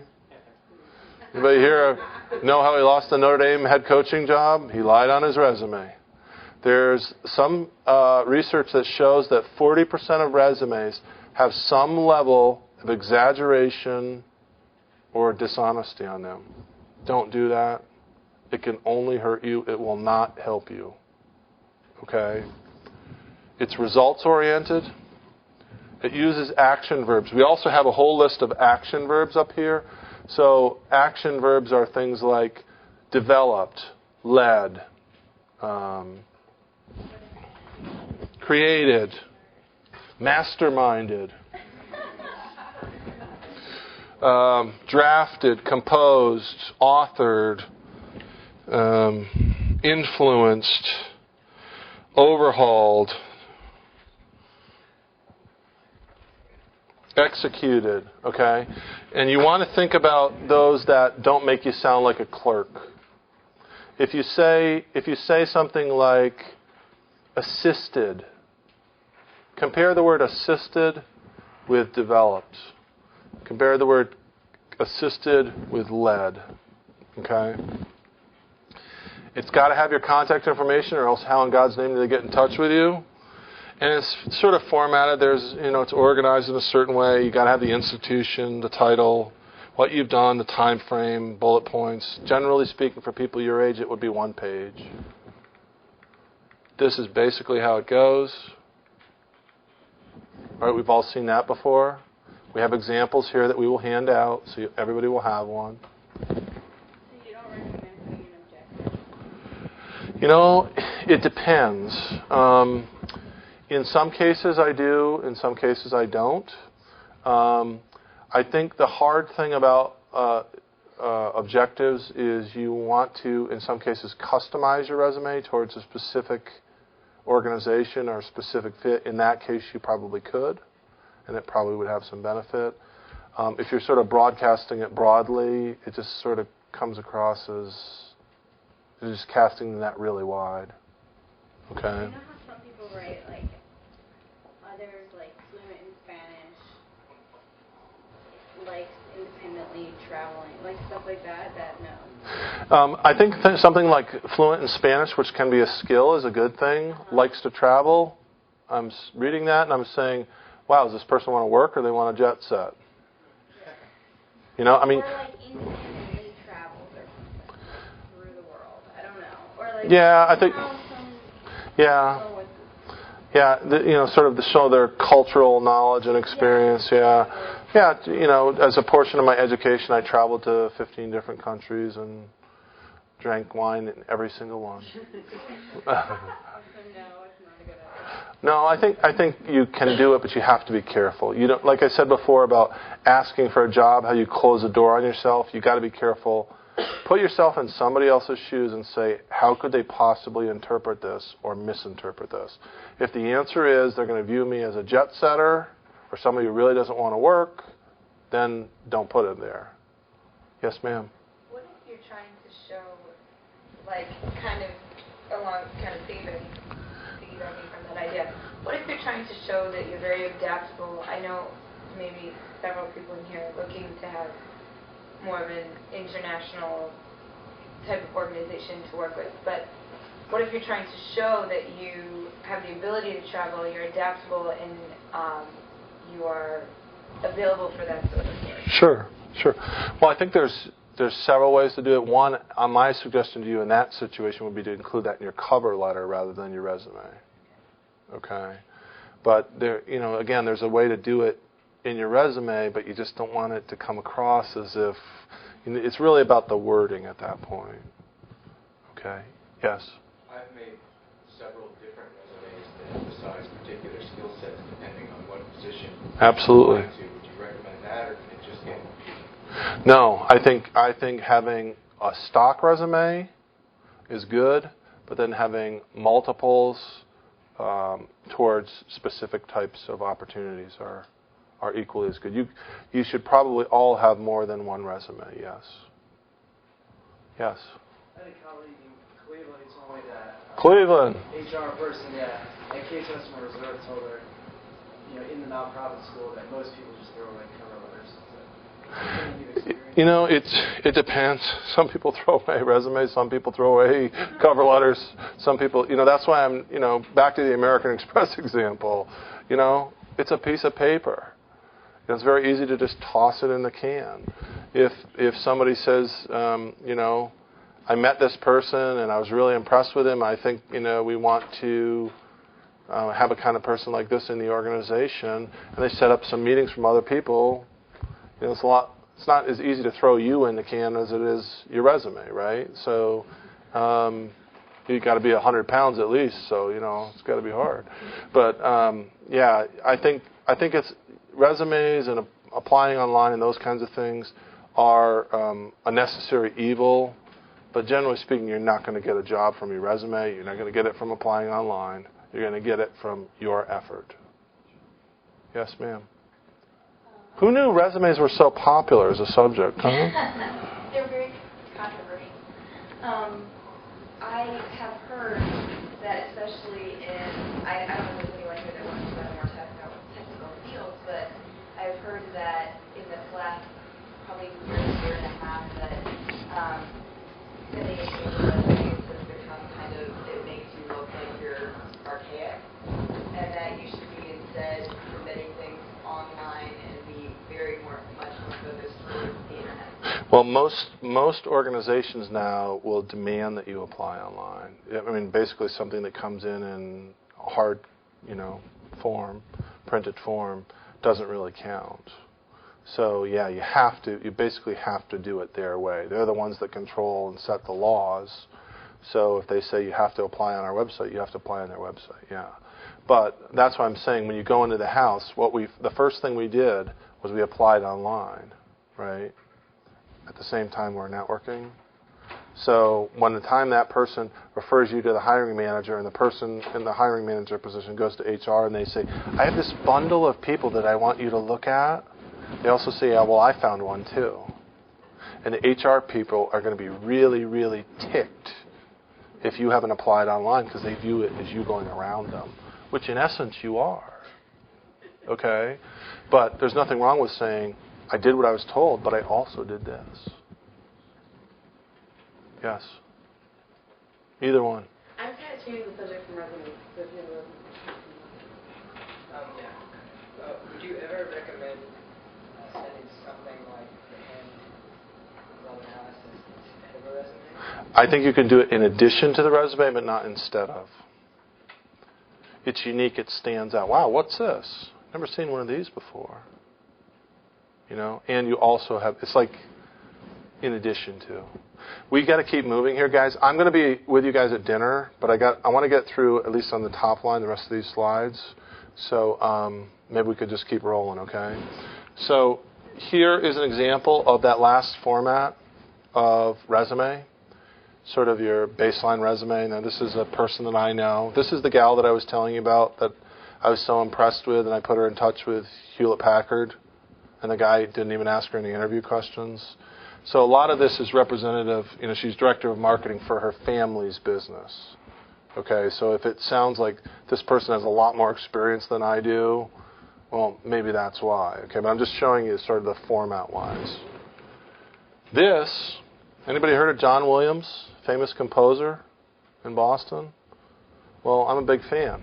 This is actually my resume, but part of my resume anyway. I wanted you to see this because this is another thing as you get more life experience that you're going to want to go to this format of resume. If you look at this resume, it has things like leadership and management, program development, strategy, and finance. People that look at resumes have prejudices. We all have prejudices. When I look at resumes, I'll be very honest. My prejudices, I'm looking for leadership. I believe in leadership. Finance types have a tendency to think that the whole world revolves around crunching the numbers. So they are going to look at what has this person done in the area of finance and strategy. Okay? Now, this is several slides, but if you click through that resume and you look at it, what you're doing is you are presenting it to them, again, in a format that's easy for them to digest and takes into account their prejudices towards their biases. So the finance type, he's just going to go through my resume and he's going to skip over this part. And he's just going to go here, and he's going to go to the finance part of the next page and the next page. If he's not going to read my resume anyway, I just want him to read the parts that pertain to him. Okay? Now, all of you, as you get more and more experienced, what you're going to want to do is you are going to want to, every job that you have, write down the duties that you have associated with that job, just in rough bullet points. Okay? I did this, and I did that, and then I did this, and I did that. Just keep a list of those. As you're doing the job or just after you do the job while it's fresh in your mind. Then you want to go back through those bullet points and say, hey, these 3 are related to finance, these 2 are related to strategy, these 3 are related to managing people, etc., etc. And you find where they cluster together. Where are the commonalities? And you put A's next to the one that are all A's and B's that are all next B's and C's that are all the third subset. Okay? And then what you want to do is look at them and rank order them in order of strength, leading with your strongest. So if I said, managed a P&L for a $15 million company, that's obviously a stronger bullet point than one that says, managed $500,000 worth of promotional budget materials. Okay? Always lead with your strongest and work down A, B, C, D. Same thing on the one-page resume. Lead with your strongest points first and then follow through in descending order. Basic interview prep. I can't tell you how many times people screw this up. Basic interview prep. They review the posting. They look at their resume. They say, yeah, I can do that. They think about their skills and experience on some level, how they match up. They do some level of internet search. Usually it's on the organization's website. Maybe it's some news blurb or something like that. And the outfit that they're going to wear to the interview. Sometimes they'll do it in 2 or 3 hours and that's it. Now going back to Little Red over here in Cleveland, she's targeted 5 organizations. She's been networking with people. She's been focused on these organizations for months. She's got 15 people in each of these organizations. She's got Google News alerts going. She's got what's going on in the sector going, etc., etc., etc. Who's more well prepared? No comparison. Okay? Do the work. You increase your chances of succeeding tremendously because you're simply more prepared. Best practices interview prep. David in Dallas. I got a call one time from a kid that I worked with, and he says to me, this is a sign of a sad story. His name has been changed to protect the innocent, by the way. He said, I'm at home. I'm going through the newspaper. Anything else I should be doing? I almost physically started banging my head against the wall. I've been trying to teach this guy for 2 years what to do. Didn't pay a darn bit of attention. He goes down to Dallas. By the way, he's married. He's living with mom and dad. His wife's got a job and he doesn't. Really bad situation. What else should I do? I'm going through the newspaper. So we start working with him. So I start teaching him the exact same things that you've been learning today. Okay? And he starts networking. And I'm having a weekly call with him. And he calls me up one time and he says, I got an interview. I said, good for you. When's that? He said, it's Monday. This was on a Thursday. I said, what are you doing this weekend? He said, I'm taking my wife to the park. I promised my wife I'd take her to the park.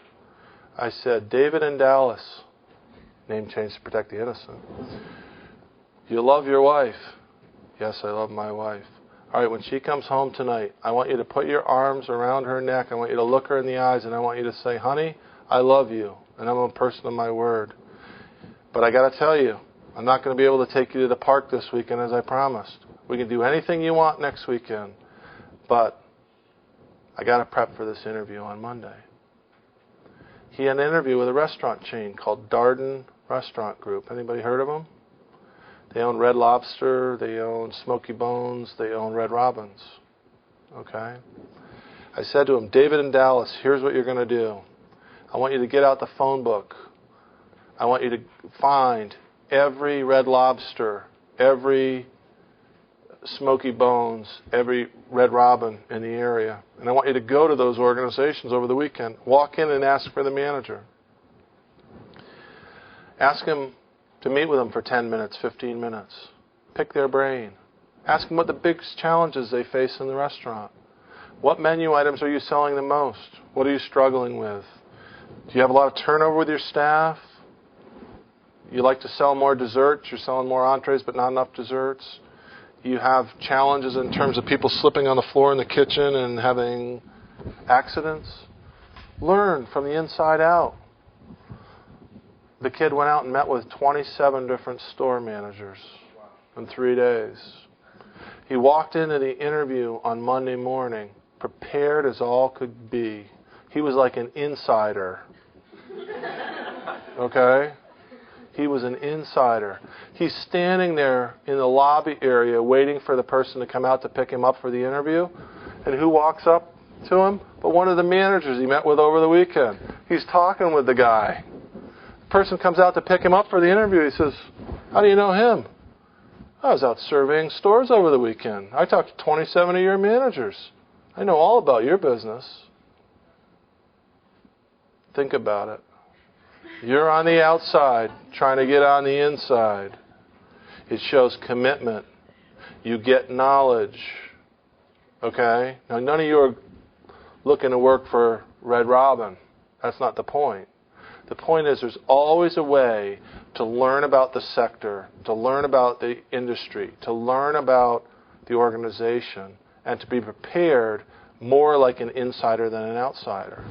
I'll skip to this one really here because we're running out of time. But Neil in New York, we had a guy that wanted to work for L'Oreal, the makeup, the women's beauty stuff. I think it's because when you walk into L'Oreal, it's like 90% beautiful women. That's basically why I think he wanted to work there. But anyhow, he wanted to work in the fashion industry. And this guy went and he studied L'Oreal inside and out. He studied their financials, he studied their news, he studied everything. And then he went and did it for 3 of their biggest competitors. And then he went and he interviewed with them, and they said, do you have any questions? And he said, I sure do. I see you're doing real well with lipstick. But, you know, in the area of rouge and... Help me out here. In the area of rouge, Mary Kay is cleaning your clock. What are you going to do about that? Okay? Now think about it. These people are sitting around the table. They know their business inside and out. They know their industry inside and out. They talk like that all the time. What are we going to do about Mary Kay? Okay? He's presenting himself through his knowledge base in such a way that he's not an outsider trying to make his way into the organization. He's one of them already. Got it? Behavioral interviewing questions. What are they? They are questions which are meant to have you illustrate examples of certain behaviors or skills. How do you recognize them? Whenever you hear a question that says, can you tell me about a time when? That's a behavioral interviewing question. Okay? They can be based on you as an individual. They can be based on collective effort like team. They can be based on challenge, time, difficulty, any of those kinds of things. And like I said, they are basically formatted as, can you tell me about a time when you did this or you did that or you faced this or that? Examples. Can you tell me about a time when you demonstrated leadership? Can you tell me about a time when there was a conflict on a team that you were on? Can you tell me about a time when you showed good judgment in a situation? Can you tell me about a time when you handled an upset customer? Can you tell me about a time when you demonstrated adaptability? Okay, all of those. What should you do with these rascals? Well, first of all, you need to prepare for them. Okay? This is a very common technique in interviewing, behavioral interviewing questions. You should use star stories in your answers. That's why you think about them ahead of time. You can go online, just do a Google search for behavioral interviewing questions. You will find a whole bunch of sites that list them, and think about them and answer them. Now, you present them in star stories response. Okay? S stands for situation, T for task, A for action, and R result. Why do you do that? It's very easy to follow your answer. Can you tell me about a time when you showed leadership?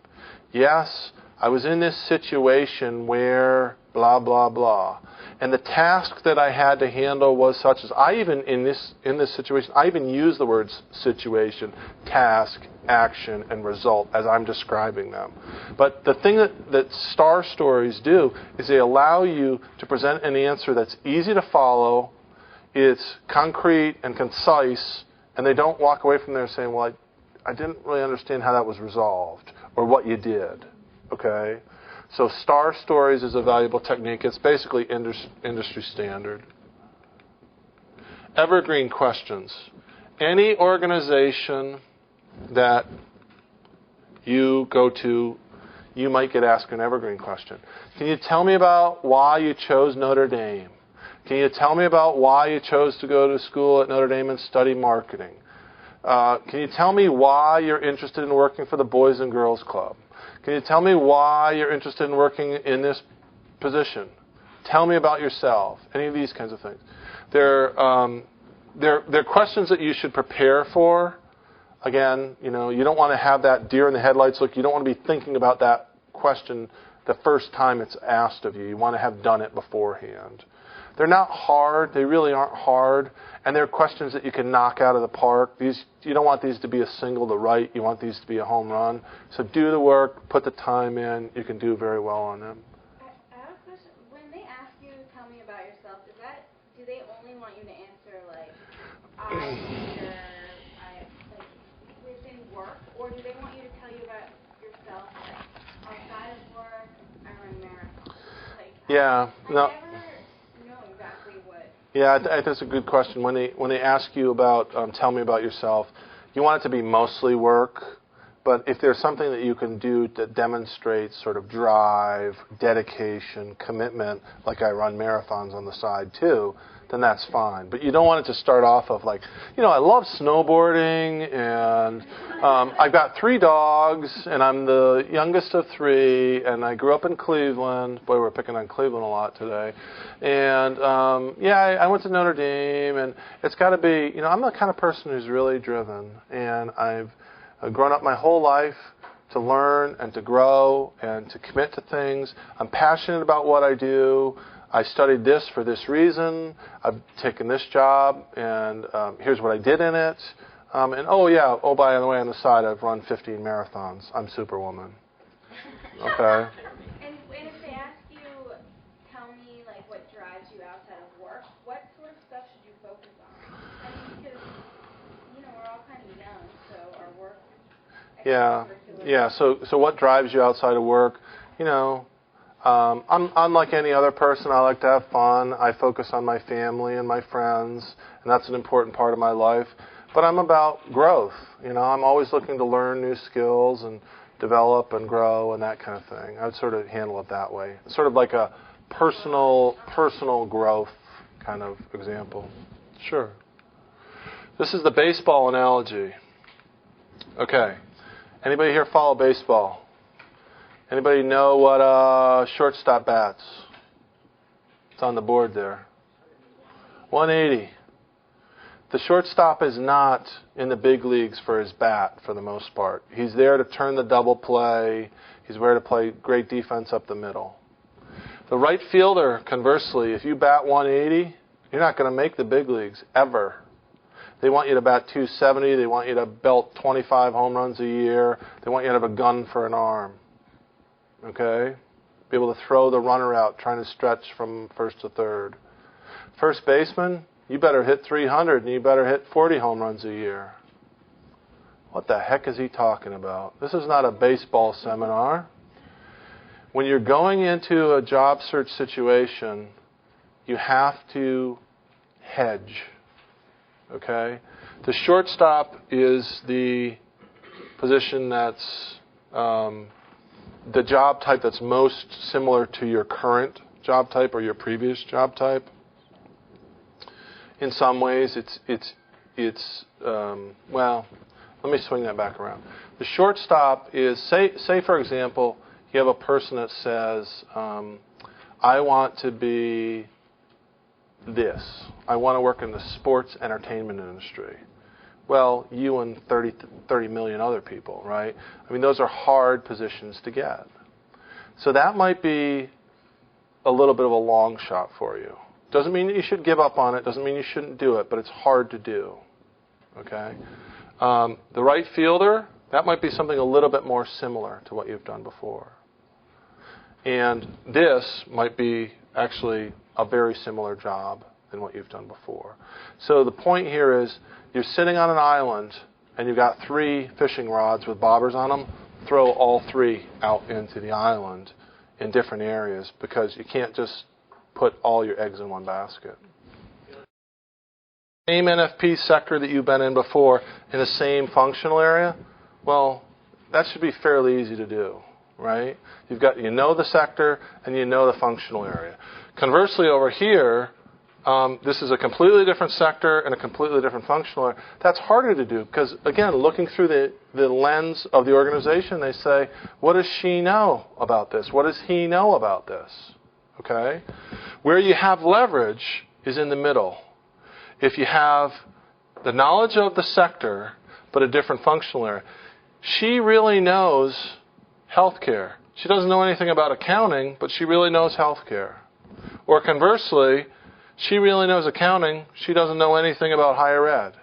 There's an opportunity for somebody to be willing to give you a chance because of some level of knowledge, either about the industry, either about the sector or the functional area that you have knowledge in.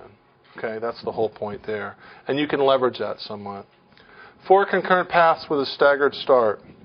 This may apply to all of you, actually. And we're in August. Look at that. Maybe you want to get into higher education. You want to work in higher education. Well, you want to start out there and you want to start networking with people in higher education. Back to Cleveland. We're talking to people at Cleveland State. We're talking to people at John Carroll. We're networking with different organizations in the higher ed there, right? We get that going, and that's our first choice. We get that going first because these things take a long time to develop. After about a month or so, we say, hey, want to hedge some risk? I'm going to start talking to certain people in human services. Okay? So you start networking in those and creating pods in those as well. Then performing arts, Rock and Roll Hall of Fame, whatever. Okay? And then finally, most similar to your previous work. The point here is you should have paths going for job types simultaneously that are parallel to each other. You want to start them in a staggered start and give some time for the one that you're most passionate about. Start with that first, and then it's about hedging in other areas. Do not intertwine the two. Because if you intertwine the two, then the people that are in higher education say, he doesn't have any idea what he wants. He's looking in higher ed, he's looking in human services, he's looking in performing arts. So you keep them as individual pods of your network, okay? That makes sense? Miss Cleveland? Well, the reason that if I was skeptical is because I'm one of those people that doesn't know what they want. So if you're starting with paths, I feel like my path would almost go the other way. I would say in that situation, in your situation, or in anybody that doesn't know what they want to do, you want to talk to as many people as possible, okay? But bundle them, start an Excel spreadsheet, and put all the people that are in higher education in one spreadsheet, in one tab, and put all the people that are in health and human services in another, put all the people that are in the arts in another, and sort of categorize them that way, okay? So you're saying that whatever you're most passionate about, you should start working on First. and then Because you want to give yourself the longest...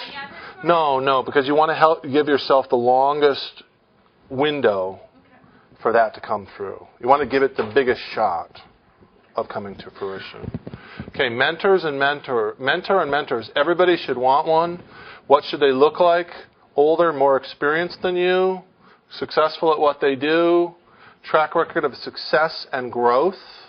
They did this position, then they got a bigger position. Okay? One like you, one different than you. That could be gender, that could be ethnicity, that could be a variety of different things. How do I find a mentor? Networking, of course. We already talked about that. Managing impressions and relationships. Nobody is going to be your mentor if they don't have a positive impression of you. By asking. Usually you have to ask them. Okay? Sometimes they find you, but you have to listen an awful lot. Right? Mentors are really important in building your career and building your brand. Elements in branding and managing your brand as a career. You got to think of yourself as a brand, guys. If there's one thing that you take away from this today, a brand is not a dirty word. A brand is a person's perception of their experience. And that applies to you just as much as it applies to a product or service. Think of yourself as a brand. Focus on doing great work and help the organization. Work successfully with others. Doesn't play well with others never gets you future opportunities in an organization. You don't want to be tagged with that. Develop a professional network within the organization and externally, both. Go beyond the norm. Go beyond the norm. Do more than what you're asked to do. When they're asked for a committee, raise your hand. Volunteer to do extra things. You will meet other people. You will develop other skills. Okay? It's really important. You're young, you're talented, you're hardworking. Push yourself. Push yourself out there by asking for more. Okay? Share your success. There's a book that I would recommend to all of you. It's called Brag. The Art of Tooting Your Own Horn Without Blowing It. It's a really interesting title. It's a really interesting concept. Some people believe, I'll just do my work. My work will speak for itself. Okay? And they do really great work. And they find out that other people get promotions. And then they get ticked. And they say, how could so-and-so get that job instead of me? Well, the person was also doing good work, but they also had a huge network. And other people knew them, knew what they were doing, liked them. Competence and likability. Okay? Get a mentor. And constantly challenge yourself to learn and grow and improve.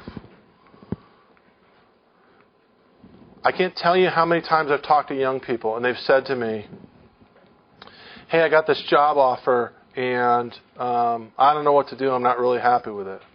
And I'll say, well, what's the issue? Well, I wanted to make $50,000 and they're only paying me $42,000. Okay, fine, I understand. We all want to make money. We all want to be able to eat and drive a car, etc. Where's the position? Oh, it's right next to my hometown, right where I want to be. Do you like the organization? Yeah. Do you believe in the organization? Sure, they do great work. Did you like the people there? Absolutely. Do you think you could learn from the people? Yeah. Do you think you could grow and have future opportunity from this? I sure could. Do you think you could contribute to them? Yeah. And you sit there and you say, check, check, check, check, check, all down the S column. And they got this one little issue down here that revolves around money. Okay? Now, I'm not saying that money is little. Okay? But you have to, when you get an offer, you have to really analyze it from a comprehensive perspective. Okay?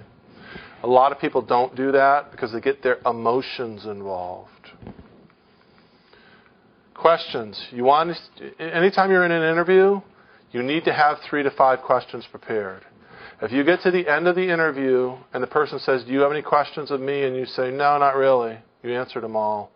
You have not represented yourself well, and you will not create a positive impression in that person's mind. They might have talked a lot. You might have had a lot of questions answered. Go at it from a personal viewpoint. I'd really like to know where you see the company going 3 to 5 years from now. I'd really like to see the changes or evolution that you see happening in the sector. What are the biggest challenges that you're currently facing? What's been your biggest accomplishment of the year? And as I told you earlier, very importantly, can you tell me about the timing of your process? Those are very easy questions to hold in your back pocket in any interview, and if you need them, pull them out and use them. But remember to have a few questions. I have 4 recommended books, and we have one more slide. Bragg, The Art of Tooting Your Own Horn Without Blowing It, as I already told you. It's a good read. Never Eat Alone.